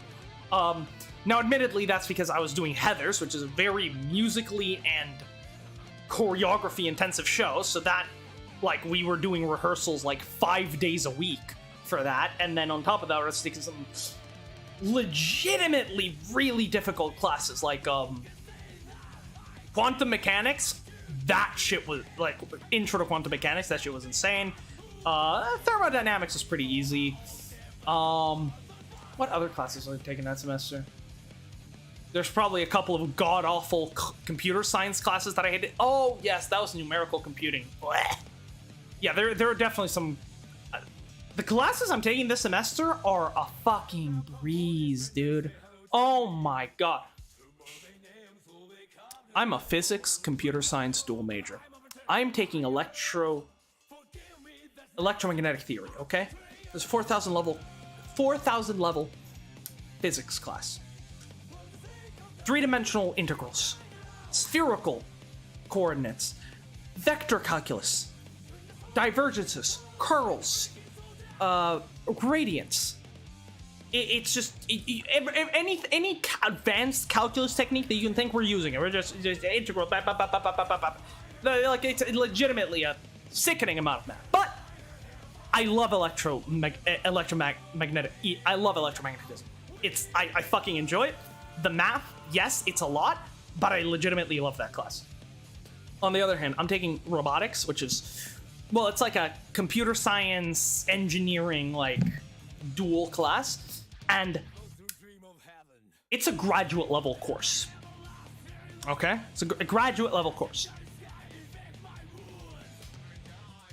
We are doing, like, 4th grade arithmetic.